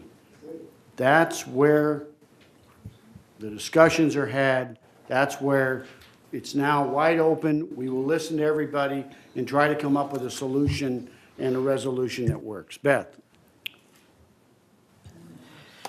When the Bluebird item first came to CAC, and in the discussions at CAC, we did not know about the ramifications, that there were more groups that were attending to the Bluebirds and interested in the Bluebirds. So I would like to say, this is yet another little item that you may want to pay attention to committee meetings and come and inform the folks. Thank you. Yes. Thank you. I just want to speak to, I know there's many different sides to this issue, and I appreciate that you moved it to March 8th. I understand that. I want to just speak for a few minutes about Danny Henson and the character of person he is. He cares about small, fragile, vulnerable animals and has done quite a bit of study on them. We went out to look at these bluebird boxes. Many and many of them were deteriorated with old nests and old birds and insects. He cleans them out. He got this from the last person that was doing this, an Earl, and this is what he cares about. He cares about the safety and the well-being of these animals. And I'm sure everyone here cares about the same thing. So I think there'd probably be a way for everybody to come together. And if that's what, the issue is, he's done quite a study, and you can learn quite a lot on your own about birds and about their nesting habits and about how much room they need to survive and thrive. Each animal needs a certain amount of room and can do best when it's in that situation. So I just want to say that he cares very much about these animals and is not doing this for his own personal pleasure or his, to enrich himself or to become well known, but only for the benefit of these birds. So that's all I wanted to say, and thank you very much. And that is what the committees are for. I'm sure. I'm sure there are many, many people who care about birds, and we want them all to come, get together, and come up with a plan that's good for the birds. Right. Thank you. Thank you. Wait, We have several requests to speak on this item. Do we want to call them up? Sure. Juanita? I just wanted to say that GRF and CAC, your regulations are the bluebird boxes that are on GRF property. Correct. All of the boxes that are on mutual property, whether they are United or Third, are not covered by this and have to have special resolutions at our meetings. So just because GRF either passes or does not pass something regarding the bluebird boxes, it does not cover the ones on mutual property. Correct. We understand that, and thanks for making that perfectly clear. Okay. Okay, our first request to speak is Bill Tilley. I don't have to speak now. Thank you, Bill. Okay, Kathleen Rubin. I can speak for the three that left. Okay. Yes, come on up. Certainly, come on up. Thank you. My name is Judy Rizzo, and I'm a former Audubon board member. And we were prepared to speak quite a bit today, but we will save it for the committee meeting. We just had a lot of confusion about what happened at the last GRF meeting, and it was difficult to tell what was passed and what wasn't passed. So that's been clarified. Thank you. I agree. That's why we went to all the work to change it and try to make it Okay. so we could all understand it. I Thank you. apologize for the confusion. There was. And the three that left, and myself and Bill included, will be at the meeting on Thursday then. Very good. Thank you you. for your input. Great. Okay, is Donnie Henson here? Would you like to come up and speak? I think it's Danny. It's Danny. Oh, sorry. It's Danny. I'm corrected. Thank you. That's all right. The Globe hasn't gotten my name right in 2 years. Are we in the afternoon? Good morning again.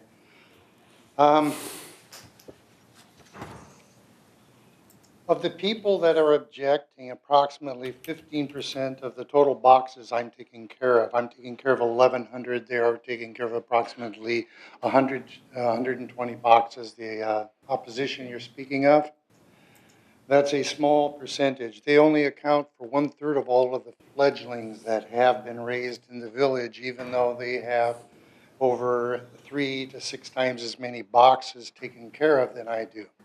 There's very huge inefficiency. The former mayor mentioned the dilapidation of the boxes. These people are taking excellent care of their boxes. For the most part, I don't have a complaint with the ones taking care of it, but I have way more than just them to take care of. This is the big issue. Diane mentioned that I have to build a new system. I've built a new system. The new system I would like to start is this. Scientific voices point to the fact that citizen-run, high-density nest boxes programs have not yet considered the impact of their work on the wider bird community. Evidence has emerged that dense, highly stable box numbers in a single location can impact open nesters and also have a profound effect on the biology, evolution, and coexistence of other species. We're not taking care of just bluebirds. This is a conservation biology program. I have here references to every single thing that I have been doing. I am writing the paper up currently, presenting it to be published. I have one section here on proposed placement for boxes. I have approximately 15 to 20 different criteria for placing a box. Donnie. Donnie. Donnie, point of order. Do you understand this is committee work? Correct. Where I want you to come to the committee to present that. I want to bring one final point is that I have been asked to follow the rules. March I followed them. 8th, And now it's been CAC. changed. March 8th. Okay. Thank you very much. Thank you. Is Phil Cowell still here? We are not going to take any more speakers concerning the bluebirds. That's committee work, March 8th, please. And we're only speaking of the ones on GRF property. That's clear. Okay? Thank you. Give them the time of the meeting again. Yeah, March 8th, what, 2 o'clock. 2 o'clock. Here, boardroom. Please be there. Thank you. I'm wondering if I should have them turn the cameras on and record that so we can figure out what happened after it's done. That might not be a bad idea. I think I Brad. will. It won't be televised, but I'll turn them on and then if there's confusion, we'll be able to figure it out. Thank you. Okay. Now, we'll go back to 13B. Entertain a motion for resolution for supplemental appropriation for fumigation of termites. Please read the resolution. Resolution 9018XX. Fumigation for termites at GRF facilities. Whereas in December 2017, staff, along with the GRF contracted vendor, Newport Exterminating, conducted visual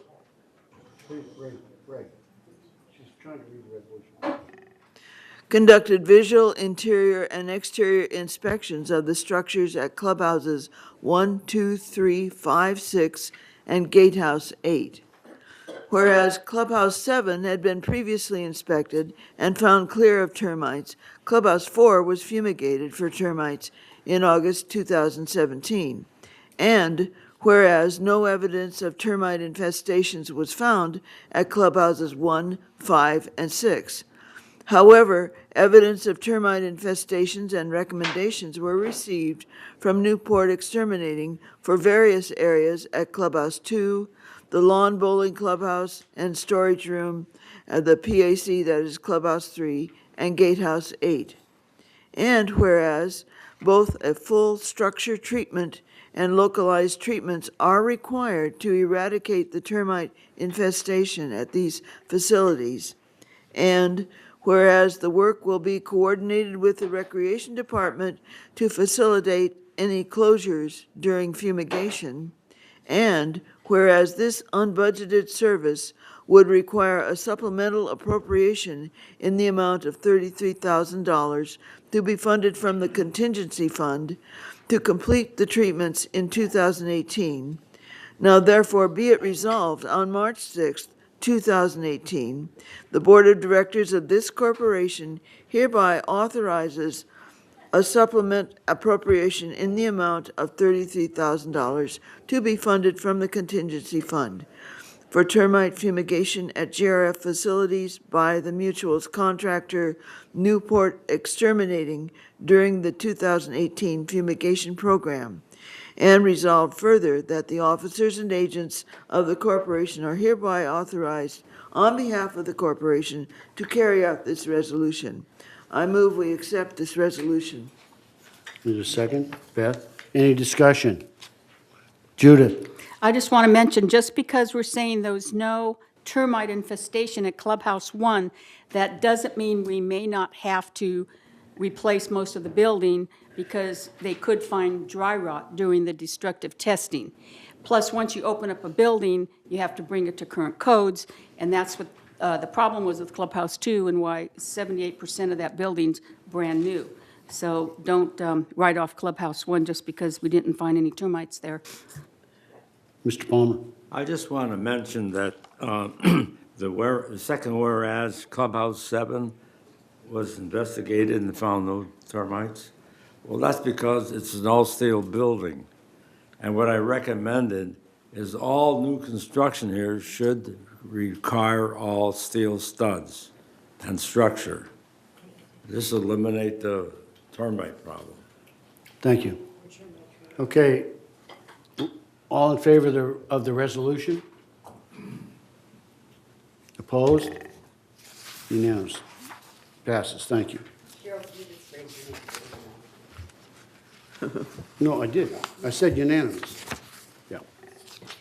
Okay, item C, entertain a motion to approve resolution for supplemental appropriation, a contract award for refurbishing 19 in the lounge. Please read the resolution. Resolution 9018XX, refurbishment of the 19 restaurant and lounge. Whereas in July 2017, the board approved a supplemental appropriation in the amount of $75,000 from the Facilities Fund to remodel the 19 restaurant and lounge. In addition, the 2017 capital plan included $25,000 for the replacement of the carpet at Restaurant 19. And whereas a bid was sent out to 3 contractors and one was received from B. Foster Construction, Inc. in the amount of $91,053 for refurbishing the indoor and outdoor dining and bar areas at the 19 restaurant.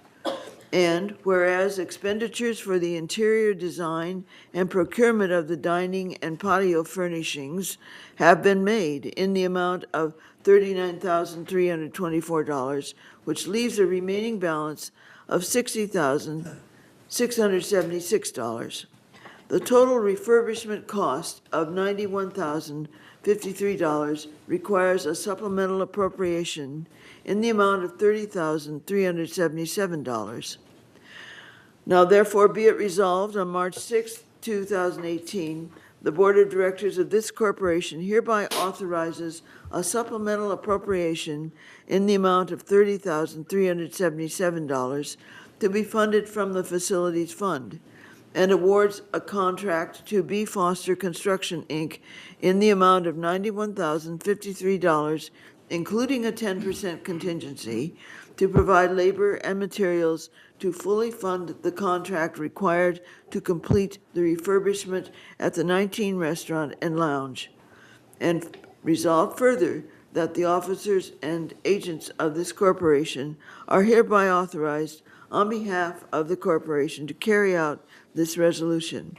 I move we approve this resolution. You got a second? Annette, any discussion? Judith? We really do need this upgrade on the 19 restaurant because the whole community uses it. But the only reason I'm going to vote against the motion is because of the selection of the contractor. So I wanted that on record. For 4 or 5 years, this particular contractor was not allowed to work on any GRF property for good reason. So just in good conscience, I'm going to vote no against it, only for that reason. But yes, we do need the upgrade for the restaurant. Any other discussion? All in favor of the resolution? Opposed? It carries. Thank you. Item D, supplemental appropriation for contract award for Pool 5 maintenance. Read the resolution, please. Resolution 90-18-XX, Pool 5 Maintenance. Whereas the GRF Board appropriated $26,000 in 2017 capital plan for repair of the water line tile at Pool 5, and whereas during the job walk for the Pool 5 maintenance repairs, it was determined that the pool plaster is exhibiting significant deterioration, presenting at some locations a potential hazard to swimmers. And whereas the scope of work was expanded for this project to address the plaster deficiencies at the same time the tile repairs are made. And whereas allocating an additional $46,000 in a supplemental funding is necessary to cover the cost of the additional work. And whereas the bid received from Allen Smith Pools was the lesser of the two bids received at $71,337, which includes a 10% contingency. Now, therefore, be it resolved on March 6, 2018, the Board of Directors of this corporation hereby authorizes a supplemental appropriation in the amount of $46,000 to be funded from the Facilities Fund, and awards a contract to Allen Smith Pools in the not-to-exceed amount of $71,367 to provide labor and materials for the refurbishment of Pool 5. And resolve further that the officers and agents of this corporation are hereby authorized on behalf of the corporation to carry out the purpose of this resolution. I move we approve this resolution. Going to get a second? Beth? Any discussion? All in favor of the resolution? Opposed? Unanimous. Thank you. Item E, 13E, resolution to ratify EV charging station fees. Read the resolution, please. Resolution 90-18XX, EV charge station fees. Whereas the Golden Rain Foundation of Laguna Woods Village, GRF, desires to adopt renewable energy initiatives in the community, and whereas a dual port EV, that's electrical vehicle charging station, was installed at the northwest corner of the community center parking lot adjacent to the trash enclosure, ATT1, that's attachment 1, and is powered by a meter billed to the Golden Rain Foundation. And whereas the Star Charge Station is operated under contract with ChargePoint and registration on the www.chargepoint.com website is required to use the charge station. Now therefore be it resolved on March 6, 2018, that GRF introduces a fee schedule for the EV charging station located at the community center parking lot, designed to provide free charging to GRF fleet vehicles to cover average cost of charging for Laguna Woods Village residents and VMS Inc. employees, and to set a rate comparable to fuel costs for all other users. Resolved further, the board ratifies the current fee schedule. For GRF fleet vehicles, the fee amount is free. For residents, it is 17 cents per kilowatt hour. For VMS employees, it is 17 cents per kilowatt hour. For the general public, it will be 30 cents per kilowatt hour.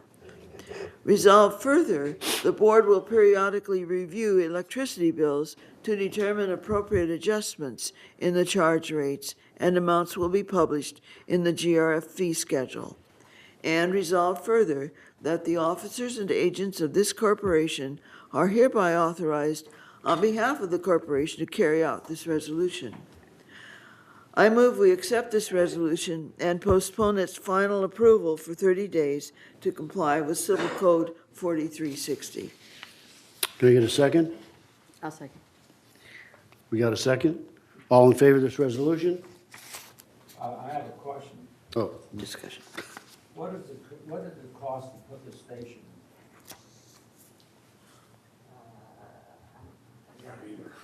I don't know.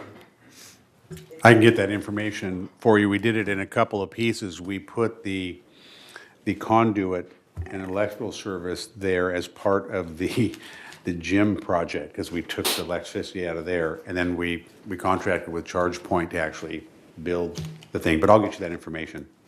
So I know we have, I wouldn't say plans, but there are certainly ideas about expanding that program to include Gate 12, maybe Gate 14, so that where you have people who are there for a long time, they could charge a vehicle, might make sense. But I'll get that information for you. Well, my point of asking is how much of the cost that are charging people to use the stations is going to be reverted back to GRF? I don't know.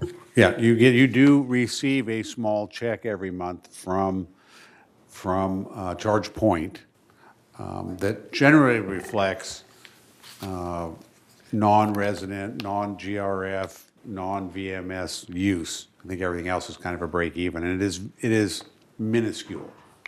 It is de minimis.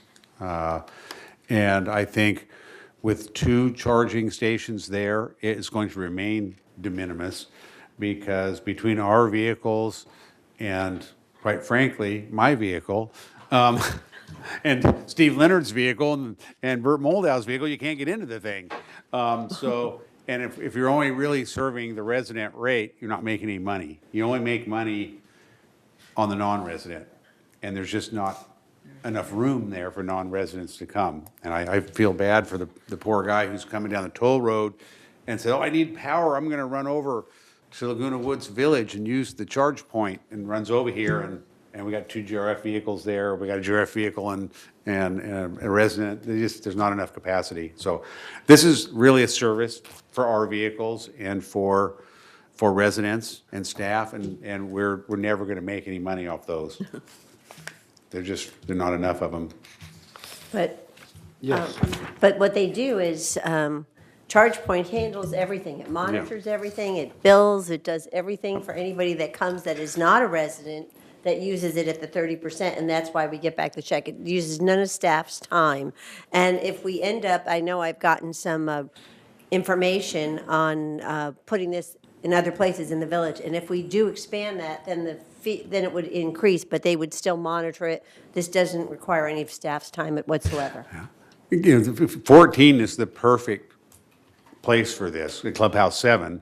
16, I'm sorry, 16. Wow, I'd do that. The Clubhouse 7, because you have a lot of non-residents there playing bridge, and then they stay for a long time, so there's enough time to charge. And so they would pay the higher fee, and you might actually make some money off that one. And it is accessible from the outside without security. That makes it easier as well. So I think that's probably our most lucrative site when I look at all the ones we've talked about, and we've talked about a bunch of them, that's the one you could probably make money on. And that's down the road. So after this further discussion, all in favor of the resolution? Opposed? Unanimous. Thank you.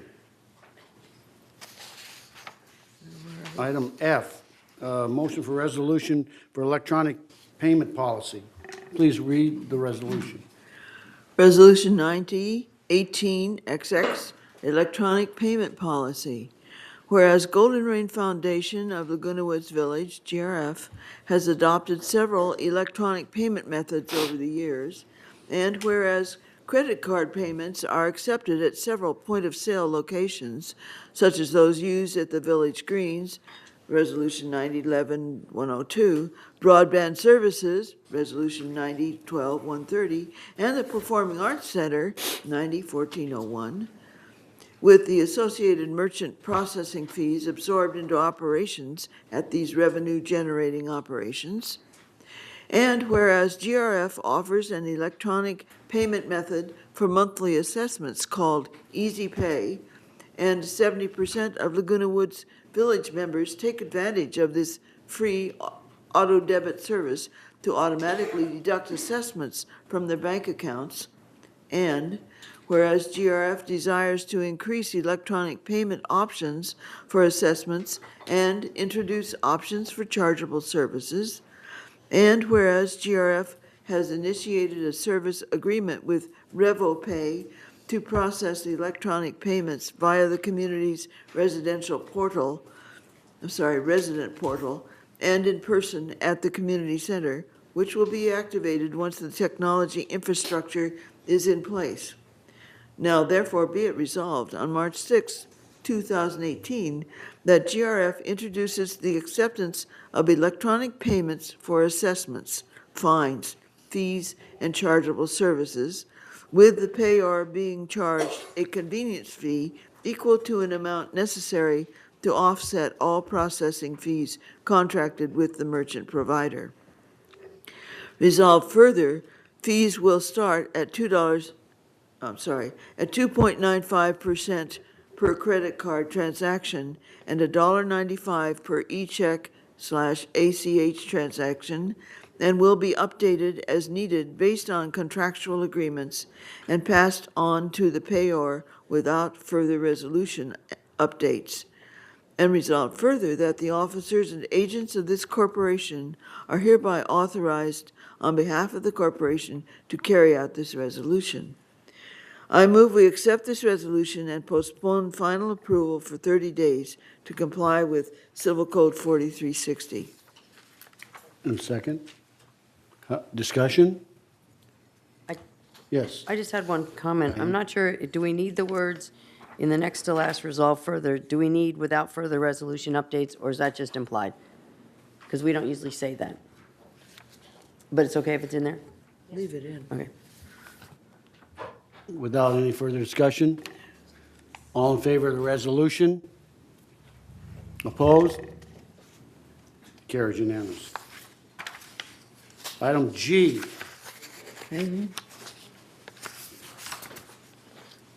Director access to corporate books and records. I'm okay. Please read the resolution. Thank you. Okay, Resolution 9018XX, Director Access to Corporate Books, Records, and Documents. Whereas Golden Rain Foundation of Laguna Woods, GRF, is a nonprofit mutual benefit corporation existing under and by virtue of the laws of the state of California, organized for the purpose of developing and maintaining facilities and services and operating the community facilities pursuant to the provisions set forth in its articles of incorporation and bylaws. And whereas pursuant to Corporations Code Section 8334, every director shall have the absolute right at any reasonable time to inspect and copy all books, records, and documents of every kind, and to inspect the physical properties of the corporation of which such person is a director.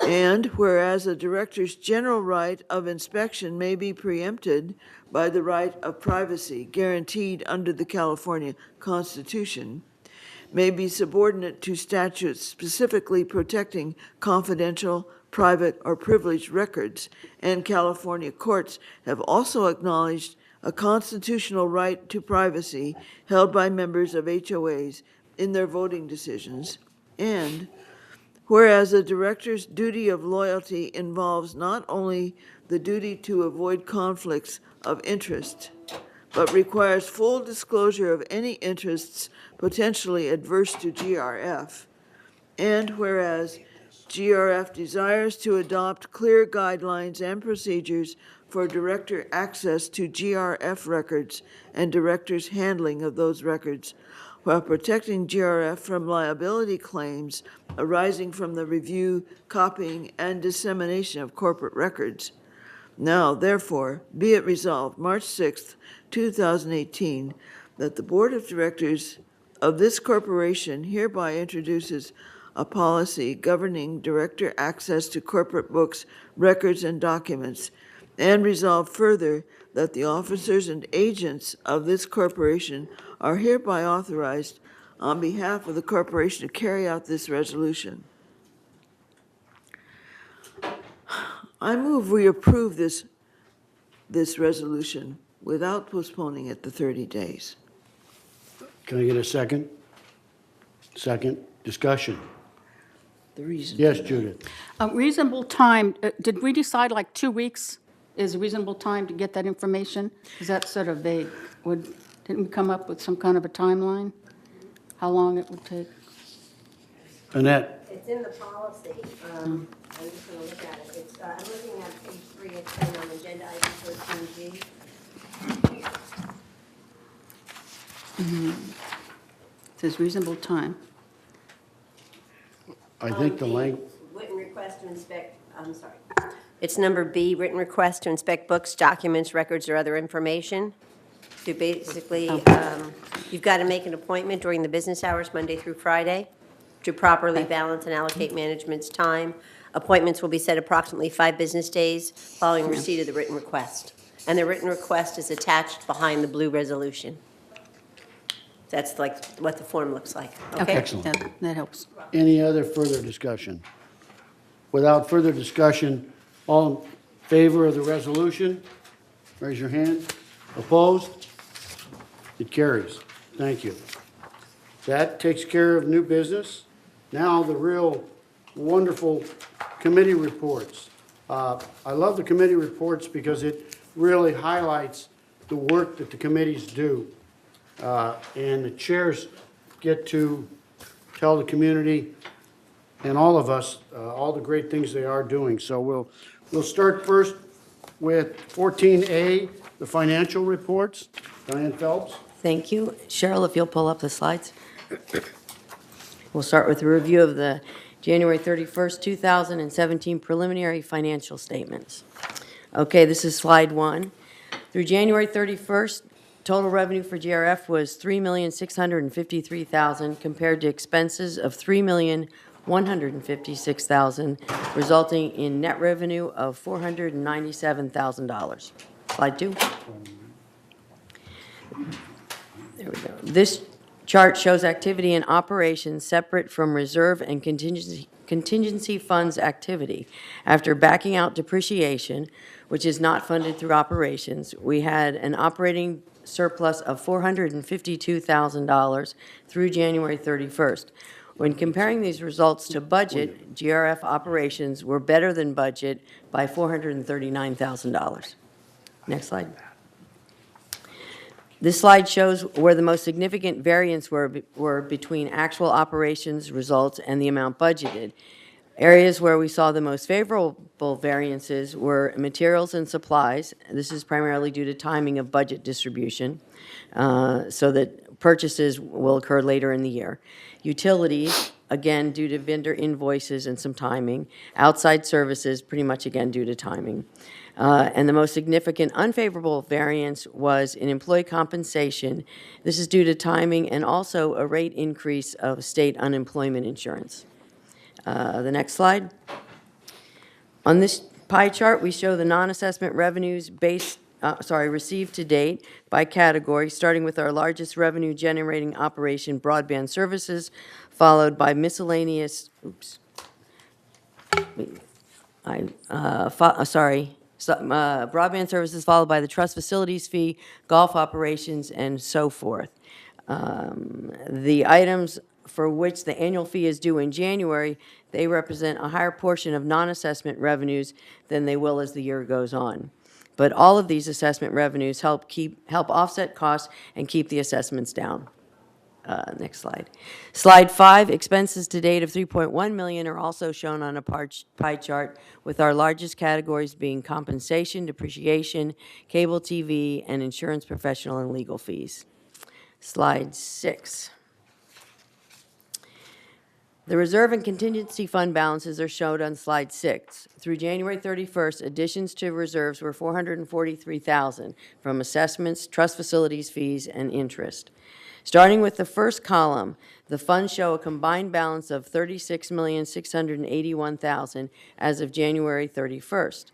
The second column shows the funds that have been spent to date on projects still in progress. That's $4,939,000. The third column shows expenditures of $12,981,000 that have been approved by the board but have not yet been spent. So after considering the work in progress and outstanding expenditures, column 4 shows the unencumbered fund balances as of January 31st are $18,761,000, well above our threshold of $6.8 million. Some of you may be asking why the unencumbered balances are down almost $5 million from what I said they were at the last GRF meeting. If you remember, at the last meeting, I reported on the 2017 year-end balances. This month, I'm reporting on the January 31st, 2018 budget balances. Every January, two big changes are posted to the reserves. The first thing we clear out all the projects completed in the prior year, increasing unencumbered reserves by any unused funds. And the second thing we do in January is that we decrease the unencumbered reserves by reserve expenditures budgeted for the upcoming year, which for 2018 is about $8 million. So you'll see as time goes on, it's just that we brought all those expenses in the month of January. So that's it for the slides. I hope the numbers made sense to you, but for those of you who want more detail, I remind you that detailed financial information is included in the Finance Committee agenda packets, hard copies of which are available at our meetings. The agenda packets are also available in a soft copy before the meetings on the Team Up calendar app, as well as online after the meeting. Most of what was discussed at our February 21st Finance Committee meeting has already been mentioned earlier in this meeting, but our meeting did include a report by Merrill Lynch and BlackRock on the portfolios they manage for GRF United and Third Mutual. Also in February, we had the opening meeting of the 2017 audit. It was held on Friday, February 16th. KPMG is auditing GRF, United, Third, and VMS. The audit of Mutual 50 is handled separately by the Mutual 50 board and their management company, PCM. The closing meeting for the audit will be The closing meeting for the audit will be in the boardroom on Thursday, March 29th at 10 a.m. And lastly, our next scheduled finance meeting is Wednesday, April 18th at 1:30 in the boardroom. Thank you. Thank you, Diane. Yes, I Mr. have a Bone. question on slide 4. Yes. My copy indicates a lot less money than what you showed on the screen. Oh, I meant to say, slide 4 and slide 5 are both different. What was on the screen was updated. There were some mistakes that were just made on slides 4 and 5, so they've been revised. The ones that were shown on TV were the most updated ones. Thank you. Okay, Community Activities Committee, Director Perrick. There was no meeting this month, this past month. We will be meeting this Thursday, March 8th, in this room, the boardroom, at 2 o'clock in the afternoon. We will obviously be addressing Bluebird situation in that meeting, and a number of items on our agenda that we will be just visiting today, just to mention, are things that we've been covering in CAC, the pickleball and paddle, tennis courts, the summer kids swim program, equestrian center borders. Coming up, well, just to say, in February, one of the biggest attractions for recreation, that is something that the Recreation Department did, not just CAC, we had Pat Boone for Valentine's Day, and it was sold out, and I've heard only rave reviews of that. Tomorrow in Clubhouse 5 will be the Health and Wellness Fair, and I don't know the exact times, but it'll be an all-day affair, so stop in and see what's happening at the Health and Wellness meeting. Once again, this Thursday, March 8th, 2 o'clock, this room, CAC meeting. Thank you. Thank you, Beth. Maintenance Construction, Director Mattson.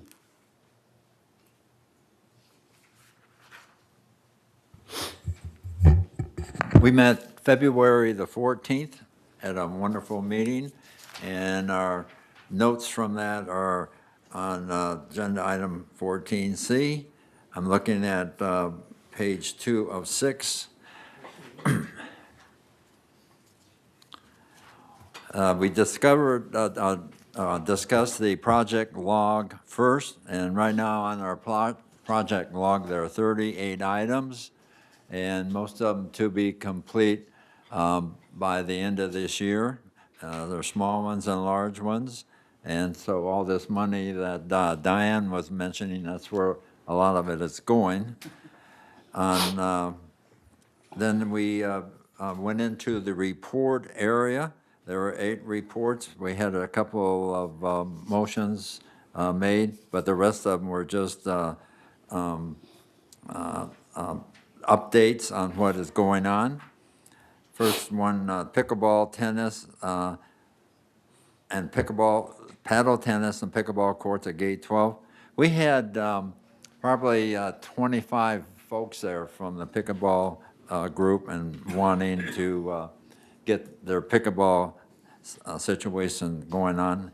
And so we changed our agenda, which we had them last to first, so we could take care of that. And as soon as, and which we did, and what we have ended up with, as the next page, a motion was made and unanimously carried to direct staff to advertise for engineering and construction bids to build a post-tension concrete slab over the existing concrete slab and reconfigure the 4 courts to accommodate a 7-court pickleball, paddle tennis court. And so that folks were really glad to see that. And we're going to move out on that. And when they left, the room almost emptied. So let's see here, paddle. Okay, so the next item was interim passive park development at Clubhouse 2 Annex. That's the little area that used to be a shuffleboard court, which is 90 feet by 90 foot in area, and that's being developed to be a little, it's called interim passive park, where you can go there and sit and have a couple large tables, and there might even be a little snack bar there, and sit there and enjoy the incredible view out to the north and the east. On lawn bowling, Ernesto, by the way, Ernesto did an incredible job explaining a lot, giving us a lot of detail, and we had the folks from United and Third are really confident. The president made some really good selections for this committee, and and they making a lot of good comments, coming up with questions, and Ernesto answered everything so well. And at the end of the meeting, I congratulated Ernesto, and I started clapping my hand, and everyone else clapped their hands. It was that good, so really good. But anyway, gave us the update on lawn bowling, which is all complete now. And at the beginning of our meeting, you saw a wonderful little update on that, which that place is just incredible. And it's going to be such an upgrade for our amenities here. You got the new, you got the village greens, now you got the lawn bowling, and we're doing the PAC update, and things are, and we got a wonderful tennis area, and this is and plus, when you start up Moulton from El Toro Road, you can see into the golf course area, and you can see the east side of that of the Village Greens building, and that's really a wonderful thing to see. Very impressive, and we got these other things going on, and so it's this is from amenity standpoint. This is really outstanding compared to other areas. In fact. When I was over there toward the end on the lawn lawn bowling, I noticed two gentlemen, and everyone there was no one there, but I saw two guys standing out in the middle of the two 120-foot by 120-foot sections, and I went down there and talked with them, and because they were really awed with what we have there, and it turns out they don't even live here, and I don't know how they got in here, but one is from Irvine, the other is from Mission Viejo, and they are both members of their lawn bowling club. And they were very impressed with what we have, and you mentioned this tournament coming up, and I expect there will be a lot more tournaments coming up than there have been in the past. Because the one guy said, well, in the past, this has been an unacceptable course here, and they don't come because it's not the quality that they have. So anyway, that was lawn bowling. Talked about Clubhouse 1 renovation assessment. That's a program has been going for a while, and we just got an update on the status of that, which is there's a consultant that's coming up with some information for us, and that's going to be presented to the M&C committee scheduled for August. So that's a ways off. Performing arts, the PAC activity, we just had a very brief update on that. And so, and then we had an RFP for an energy consultant. United and Third have energy people, and we do not. And so there is a motion was made and carried unanimously to retain a consultant on an on-call basis for not to exceed 50,000 contract. So this will give us someone so we can interface with the other 2 and 3 mutuals and Mutual 50. Clubhouse 7 bridge room renovation, there's an update that, which was just a real brief. And then the last one, fumigation for termites. We just passed a motion there, and that work needs to be done at clubhouses 1, 2, 3, 5, and 6, and gatehouse 8 and 7. And that concludes my presentation. Judith? I have a question too, and a statement. Did you get some emails from Bob Shavasi and the president of the lawn bowling that 3 times now they caught people out there? Now I'm finding out maybe not even residents, before it was even finished and gone to get inspected. And so we want to make sure the residents don't go out there and walk around until the greens are inspected and approved, so that the contractor's not held liable for any damages before we release them. Also, when you go on those greens, you have to have flat-soled shoes. You can't wear like these tennis shoes with bumps on them and stuff because it damages the green. So keep that in mind. You need to have your shoes checked before you go walking on that green. Well, So it has formally been released Friday, March 9th. Right. okay, good. Right. Okay? And I'm sure security is now aware of that and will be speaking to security, especially the gate ambassadors there. We do need to keep people out of there who don't Right. belong. Yeah. So I think that's good. The PAC, do you have anything to add?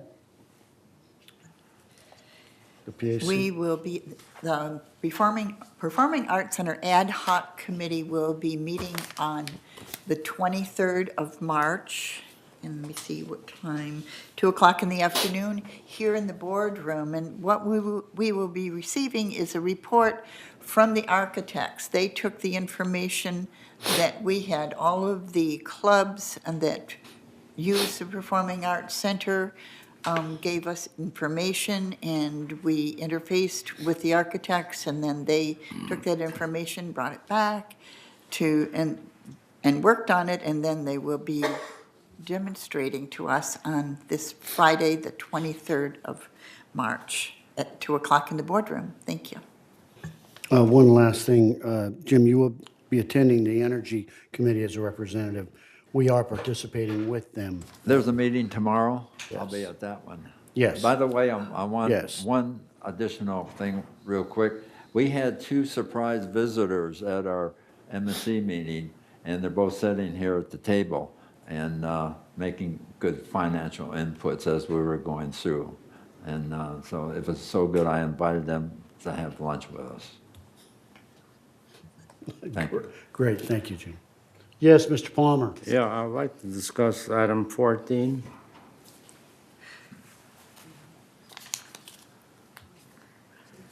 Where 14. Jim Mattson and Jim Juhan will be representatives for Yes. GRF. Yes, I made that a point. Well, until Jim Juhan comes back, I'd like to be appointed to that committee. I think that's appropriate. So be it. Okay. Done. Thank you. Thanks Welcome for to the your- committee, I need to say. Dick. Yeah. Welcome. No, I appreciate that you want to get involved. Thank you. Beth? I said that the PAC meeting, the PAC meeting on the 23rd would be at 2 o'clock. No, that's the timing for the CAC meeting. The PAC meeting will be at 9 o'clock in the morning here on the 23rd. Thank you. Okay, thank you. Okay, let me see here. Media and Communications Committee, Director Milliman.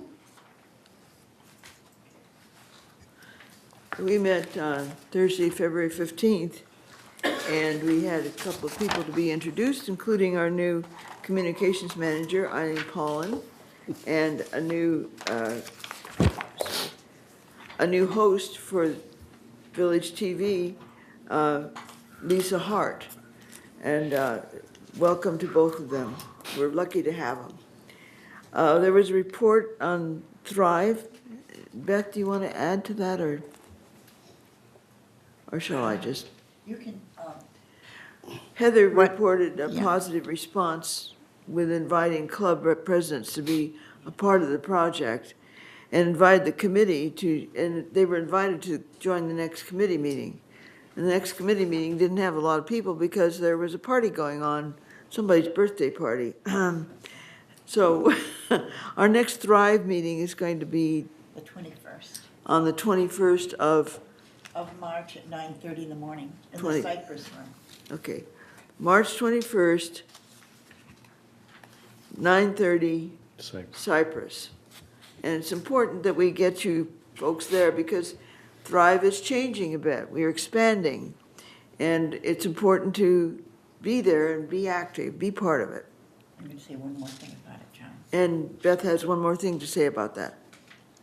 And Thrive is another area that we're really working on trying to reach out to the community. and really enhance our communication with the community. So if you have the opportunity and the time, please come to the Thrive meeting in the Cypress Room at 9:30 on March 21st. Thank you. Another thing that was introduced at our meeting was that there's going to be a new page on the website called The Scoop. And this page is going to, it will be a resource for everyone to go to get correct information about things that are going on. It'll also be a place where you can ask questions about things that are going on. Governance-wise is what I'm talking about. It's in the process. Watch for it. Chuck Holland provided an update on our operating system, including financials on all the services that were provided. And he also gave a report on contract renewals with the bulk stations and so on. And NCTC is our negotiation guru, if you will. We're a part of a larger group, and they do all the negotiations for the channels. And it saves us a lot of money because we can't negotiate as a little tiny part of all the people that are watching, but we are a part of a co-op of watchers, if you will. And Chuck reported that we're doing negotiations on the next round of channels coming in. Heather offered a breeze update and including schedules for when board submissions are due, which I don't have in front of me. And but that's important too for people who are on the boards to get their material to us so we can get it out, get it printed in a timely manner. Mr. Holland told us too about the latest analog deletions and the schedule. And initially there were 50 to 60 complaints due to there being no KTLA. That was the first go-round when they eliminated KTLA. But lately there haven't been any, no complaints. People haven't missed these stations because they found they can get them elsewhere on the board. I think that's about it. The next thing is that our next meeting will be on March 14th at 1:30 here in the boardroom. Please plan to attend, and we're introducing new logos at that time for Village Television and for broadband and for, well, come and find out, because it's going to be an interesting meeting. And thank you for everything. Thank you. Speaking of communications, I want to clear up one thing about the lawn bowling video that we showed earlier. That was not computer generated, that was real. We have a drone that's used for our community that took those directly. Those were real. They were not computer generated, so everybody needs to understand that. That was pictures of our real lawn bowler. Thank you. Okay, Mobility and Vehicles Committee, Director Troutman. Yes, as everyone probably knows, I work with Bruce Hartley. He's a very pleasant person to work with, and I'm real excited about that. We had a meeting on February 7th. The committee approved the installation of sanitizers on the buses and vans for approximately $6,000 a year. We also reviewed the committee charter that I spoke to Brad about earlier. A charter grants the authority to the committee to accomplish certain tasks. A charter designs the rights and privileges in a relationship between the committee and the VMS staff. And then we will finalize that draft, which is in the form of a resolution, at our next meeting on April 4th. We were also given, this really neat list if you come to the meetings, like we've been suggesting, and get the agenda of what buses we purchased and what buses we have in our inventory. After 7 years, each bus, or 200,000 miles, so it's one or the other. We got a California grant about 6 years ago, and part of the condition, or 4 years ago, part of the conditions were that we could not resell those buses before 7 years from its in-service date, or it reaches the $200,000 mark on the odometer. So we just purchased 2 new 10-passenger buses. They're smaller and able to get into the smaller cul-de-sacs and makes it more convenient to service the ambulatory impaired individuals. So we have on the buses, we have an inventory now, 16 buses. We just retired 6 buses. In 2019, we have 3 buses retiring that haven't reached the 200,000 mark yet. And then in 2021, we have 5 buses that are going to retire unless they reach that high mileage. And in 2022, the last 2 buses on the grant will retire. So we can't replace the buses until they've been retired according to the California grant requirements. The committee has, as you heard this morning, has asked for a clearer breakdown of the transportation budget, such as where does the money go when we sell those old buses. We were given a transportation budget from the Green Book, and that was brought up by a resident this morning, and the budget was taken from this Green Book, and nobody knows what we're talking about. And so that's called the capital plan, and we just realized the numbers don't match the report we were given in the agenda. So I'm going to get with Finance and Bruce to see where the discrepancy is. Also, as far as we're talking about the buses, read something else that we're doing. Okay, we need to look at more gas-saving vehicles or hybrids so we can meet the demand of the community. We need to take advantage of both the state California grants and or special rebates that they have for buying energy-saving gas vehicles in California. I know I was taken off the Energy Committee last week, and I'm not sure why, but the M&V Committee is going to be very involved with energy-saving, whether we like it or not. So that's something to look forward to, because I'm all for making this community higher energy efficient. So we also asked for a breakdown of cost per rider per month. And this information, this year, we were at around $12.50 average per rider per ride. So last year, in 2016, it was closer to $13.50. So the cost per rider has come down a lot. And I know a lot of the people left who ride the buses. So that's what the whole community is paying every time you get on a bus. We have, I gave some figures last month, 2,500 people approximately ride the bus at any given time in a year. 1,800 of those ride the bus weekly, and 250 of those individuals ride the bus every single day. So our assessments, $198 of your assessment goes to pay this $13 per ride.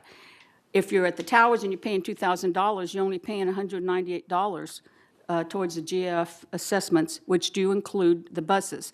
Like we said, that goes to the $2,249,000. We recorded, okay, just give those figures. And we also, when we change the schedules of the routes, we need to understand that 2,500 people are being affected, which is 14% of our community. So if you desire more detail on any of the above data, you need to attend the committee meetings, because like Tom said, that's where all the work is done, that's where all the data is given. We couldn't possibly, each committee, give all that data here during our reports, or we'll be here till 6 o'clock at night, just in the open meeting. I think that concludes my M&V report. Please come to the meetings if you want more information. Thank you. Thank you, Judith. Security and Community Access Committee, Director Can I have Soldier. one question? Oh, I'm sorry. Judith, what time, what's the time and location? 1:30, it's April 4th, is the next M&V meeting. So what room? Right here, in the Boardroom. boardroom. 1:30? Yes, and it's on the Monday memo. Read. There will be. Third page, all of this is the third page of up. Yeah. Okay, all right. Security and Community Access, Director Soul. Okay. Basically, on February the 9th, I attended a seminar hosted by United Way about the cost of homelessness affecting Orange County. And this is a nationwide issue that has been affecting many communities. Chief Moy, at our last security meeting, gave information that there were a few trespassing incidents with homeless individuals who were found in the village. He stated that if residents see something, say something. The security department has protocols when they encounter homeless people. They ask if they were called in or how they entered the property, things like that. If they're not called in, they're admonished and advised they will be arrested if they're found on the property again. We do have some people that feed, the homeless or provide money for them. Basically, we frown upon this because it'll only attract more homeless people. And the County of Orange has a lot of protocols in place to assist these people. So calling security is really the best way to handle that particular situation. Exactly a month ago today, there was a noteworthy incident which had never happened in the village before, and that was an officer-involved shooting. Now, the Orange County Sheriff's Department was called in, and he took over the situation. And the district attorney's office will do the investigation on that, along with the deputy sheriff's office. In the future, the security department will work with the Orange County Sheriff's Department to coordinate where they can park their vehicles to minimize traffic congestion in this village. There was sheltering in place. All the blasts went out as planned, which was basically people got telephone messages, voicemail messages, they got emails, and they got texts. And then, of course, there was a blast, the e-blast went out. So we were very, while it was an unfortunate situation, security-wise, it was handled appropriately and with the latest and greatest that we have. And it happened to be on a day when actually the chief of security was out of the office. He was actually in surgery. So he, kudos to Brad and his staff for handling everything. That was, it went well. The other thing we just did today was we passed the golf cart policies and procedures resolution, which we've been working on, and I'm glad to see that be put to rest. Chief Moy was talking to us about the security relocation, and he will be updating us on the relocation to the third floor of the community center. He explained that a space planner is working on the logistics, so this will not happen overnight. We'll definitely make sure everybody's aware of what's going on there. The other thing that is on my priority list is generators. And Chief Moy informed the community that, the committee, I should say, that part of the evaluation of the community center includes emergency preparedness. And the Emergency Operations Center is currently located on the second floor, which is the only floor in the building that's covered with a generator. So the plan is to move the EOC to the boardroom, and a generator is needed to power up the whole building. So that'll be, as we look at our budgets in 2018 and 19, that'll be in there, I believe. We have had some reports of sticker 8 theft, and at our last meeting, we reviewed the fact that maybe we should be looking at, I know we'll be doing away eventually with the numbered sticker. Next year it will be 9, but maybe we should get tamper-resistant ones. And for maybe some people that have a problem applying the stickers, we should have them call up Resident Services, make an appointment, and that way they could scrape off the old stickers and put on a new one. So that's being discussed right now. The biggest thing, too, was the penalty for non-return of ID cards and decals. When that came up, Director Broominghouse from the 3rd, who's on our committee, explained that the current penalty for non-return of ID cards and decals is $125 for a decal and $25 for an ID card. And we wanted to make those things consistent. What we were finding out, and we do have the stats, we got these out of finance, that the majority of the non-returned decals and resident cards are when lessees leave the community. And we are trying to, and we're working very hard on figuring out a way to get a better handle on it. The committee directed the staff to present a staff report for SCAC meeting to make ID cards and decals the same fee of $125. And also, right now, consider a lessee deposit fee. But we did talk to finance, and we're not real sure how to handle that yet because we don't want finance to become a bank. We basically think maybe we should review the member becoming responsible for the non-return of those items. But that's where we are. As far as the next meeting for security, I do invite everyone who's interested to come. The next meeting is scheduled for Thursday, April 26th at 1:30 p.m. here in the boardroom. Thank you. Can you do an update on the gates? Oh, yes, of course. Thank you. My apologies. Yes, this is a report on the gate access that we need to have here. Some people voiced some concerns that perhaps we're a little slow on the gate access project. So Ernesto Munoz, who's the director for M&C for VMS, provided the following information. Based on information provided to staff from the IT department during the project walk on February 9th, 2018, staff attended an IT meeting discussing the additions of pedestrian access cameras and notification devices to be included in the work scope. A project review walk was conducted on February the 15th, 2018, to confirm the locations of additional equipment needed. This information was provided to the gate access vendor, who revised the project maps and provided staff with the revised maps. The revised maps were provided to the engineering company for the review and inclusion into the design work scope. The engineering consultant has completed location of existing utilities and electrical engineering review of the current power supplies and background base, surveying all of the included gate locations. And currently, our vendor, California Gates, recently provided updated schematics on placement of the above cameras and other equipment needed due to our request for a pedestrian kiosk at each gate entrance. This information has been submitted to the project team.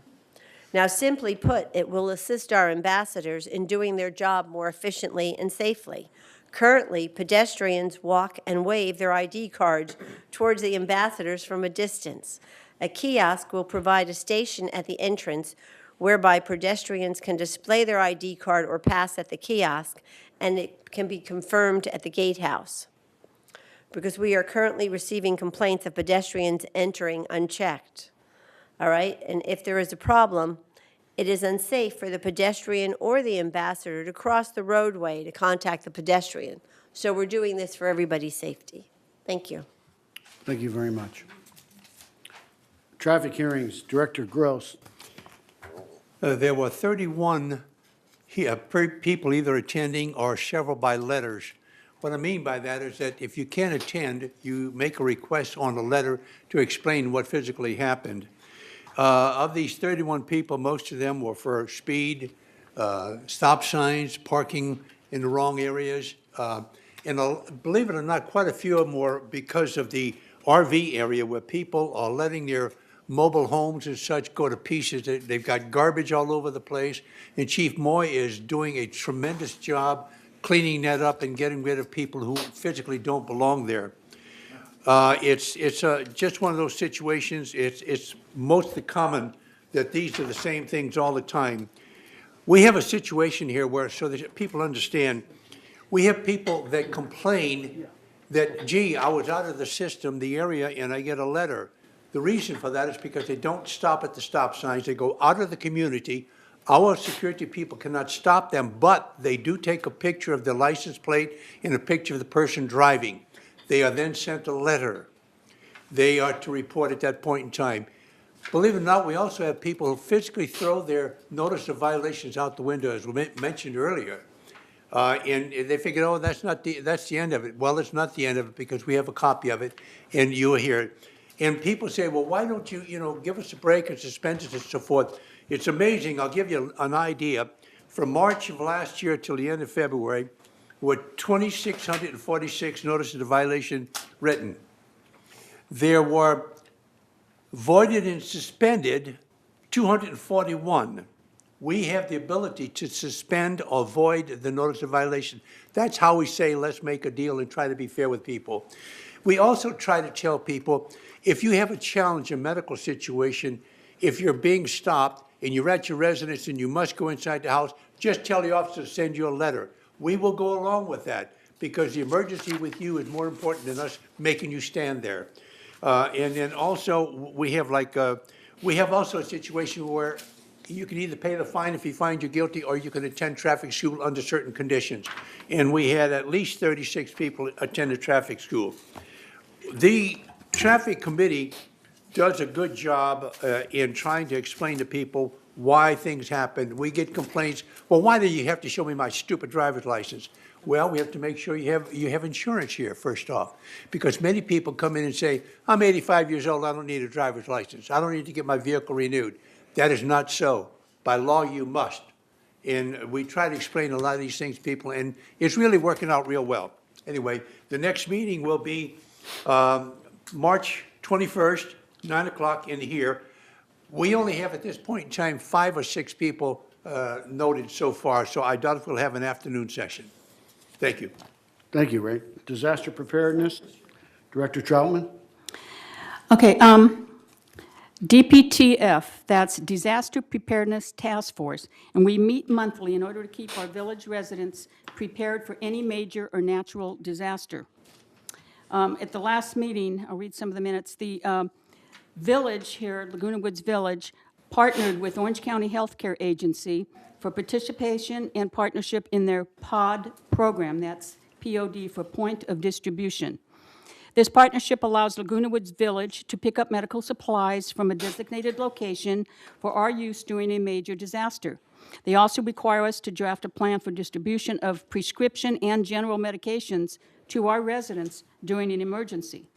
This Orange County Healthcare Agency has requested that we will participate in some training exercises with them so they can evaluate how we will handle the distribution of controlled and regular medications.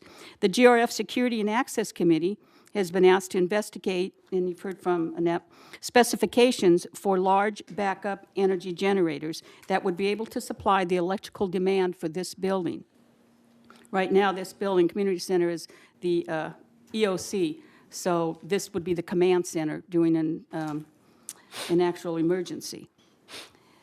If the Community Center building were to fail, and I don't mean just power, but I meant collapse, in an emergency, either the security building across the street or someplace in Gate 12 area would act as a backup for the emergency operating center. So we will be coming to GRF for money or during the budget process, asking for extra money in security. So we don't know if it's going to be a special allocation or if we're going to include that in the security budget. We sell emergency supplies in the disaster office here on the community center on the first floor. We also give a different class each month. The next class will be on Monday, April 16th for adult CPR and AED training. On May 2nd, we'll have a Good Neighbor Building Captain Training class. All the classes are held at Clubhouse 7, and if you're interested in participating in either of these classes or just want to purchase emergency supplies, please call the disaster office here in this building at 949-597-4237, or just stop by the office. We're also asking residents to call resident services and update your emergency contact information. We need this for several reasons. If something were to happen to you, whether it's a major disaster or any emergency, they need to know who your next of kin is or who you want contacted. Also, that phone information is used. We have what we call the red flag bulletins, where they email you a text or call you with a recorded message that there's an emergency in your area and this is how you are to respond. So it's really necessary that everyone update their emergency contact information. The next senior summit will be facilitated by the Security Division. It will be in April and focus on emergency procedures. Lisa Bartlett is scheduled to attend and will participate this year. There's free breakfast or lunch. It's considered to be an all-day event from 9 a.m. to 2 p.m. We know that we have numerous retired active medical and personnel living here in the village. We're starting a medical volunteer registry These trained individuals will be needed to help in the care and reception centers during an emergency. If you have this sort of background and you're interested, you can get a volunteer form. I left some up there in the front desk, or you can just go to our disaster office, and they'll give you a form. The clubhouses, by the way, are our care and reception centers, and we call them that way for a reason, because if we call them clubhouses or shelters, then the county or the state can come and take over those buildings. So if we call them care and reception centers, we get to maintain control of that space. So let's say if there's a disaster and you live near gate 5, you would go to your nearest clubhouse, which would be Clubhouse 4 over there, or maybe if you're in gate 7, you'd go to 5 or 6. So if you're in gate 14, we have no clubhouses. Where do you go? Building 4008 in the rec room downstairs in that building. There'll be a coordinator in that building immediately if there were a widespread emergency. So that would be the coordinator command center in that building if you live in gate 14. Please consider volunteering for any of the above positions. You can make a difference. Thank you. Thank you. Okay. Joan? Just, would you repeat when the captain's training is available? The class for captains? Yeah, it's, okay, the class is 7. CPR is on May 2nd, and captain training was, let's see, April 16th for CPR, May 2nd for captain's training. May 2nd? May 2nd. Where? Clubhouse 7, and it either starts at 1 or 1:30, and I do have a list somewhere, but Okay, thank you. Okay. Yes, Beth? I'd just like to congratulate Judith and say thank you for that detailed report and ideas for really, really important disaster preparedness, and it looks like you're really doing a lot of work there. Thank you so much. it's a task force. Good, thank you. Item 15, future agenda items. All matters listed under the future agenda items are resolutions on 30-day public review or items for future board meetings. No action will be taken by the board on these agenda items at this meeting. Board will take action on these items at future board meetings. A motion to approve pickleball and paddleball courts in April. A motion for relocation of summer kids swim program. Entertain a motion to approve resolutions for care services for equestrian center borders. Entertain approved policies for capital improvement projects to be reviewed by corporate members and procedures for corporate members' meetings in April. Last but not least, entertain a motion to approve the resolution for amendments for the golf cart policy procedures, March. Director comments, item 16. Mr. Mattson, we'll start with you. Director Troutman, I've talked enough, thank you. Director Phelps, Director Gross. Yes, let it be known that each month I make sure that we have copies for the Laguna Canyon Foundation, either the Laguna Coast Wilderness Park or Laguna Canyon, Wood Canyon. You can get information. We have at least 40 copies, and when those go, we make sure to get more. If you need information on these, for instance, fitness hikes or family hikes or native plant nursery situations, fitness hikes at Dilly, Keep It Wild, there's all kind of things here, and you can call them Monday through Friday at 949-497-8324. That's 497-8324. And on Saturday or Sunday, you can call them at 949-923-2235. That's 923-2235. Thank you. Thank you. Director Parrott. Thank you, Tom. Good meeting, and thank you, board. Good meeting. Director Palmer. Nothing. Director Soul. I just want to tell the people watching at home, don't forget all committee meetings are listed in the committee reports section of the GRF monthly agenda, which is found this month on pages 2 and 3. And also that The scheduled Memorial Golf Tournament will be May 12th, and if you haven't purchased your ticket yet, it's on the website of the Laguna Woods Men's Golf Club. Remember, all monies are donated to the Laguna Woods Foundation. Very good meeting. Thank you. Director Millman. Great meeting. I just want to remind the directors who are in charge of committees or ad hoc committees that the Breeze is accepting articles from any of you. If you have a feature that you'd like to have placed in the Breeze, get it to me by Friday. It's awful, isn't it? But put it in anything special that you really want to emphasize. I will take it and put it in for you. And I'll rewrite whatever you want, just give me the ideas that you need to have in. Please get it in my box by Friday, the end of the day. I'd just like to thank the presidents of United and the Towers for attending our meeting, staying till the end. I appreciate your input and interest in GRF business and working together with you. I want to congratulate the board, especially the members that I mentioned earlier for the lawn bowling project, people who had it first and the people who had it last, and say it's great working with you all. We're in recess. And thank you, Eileen, for sitting through the whole thing.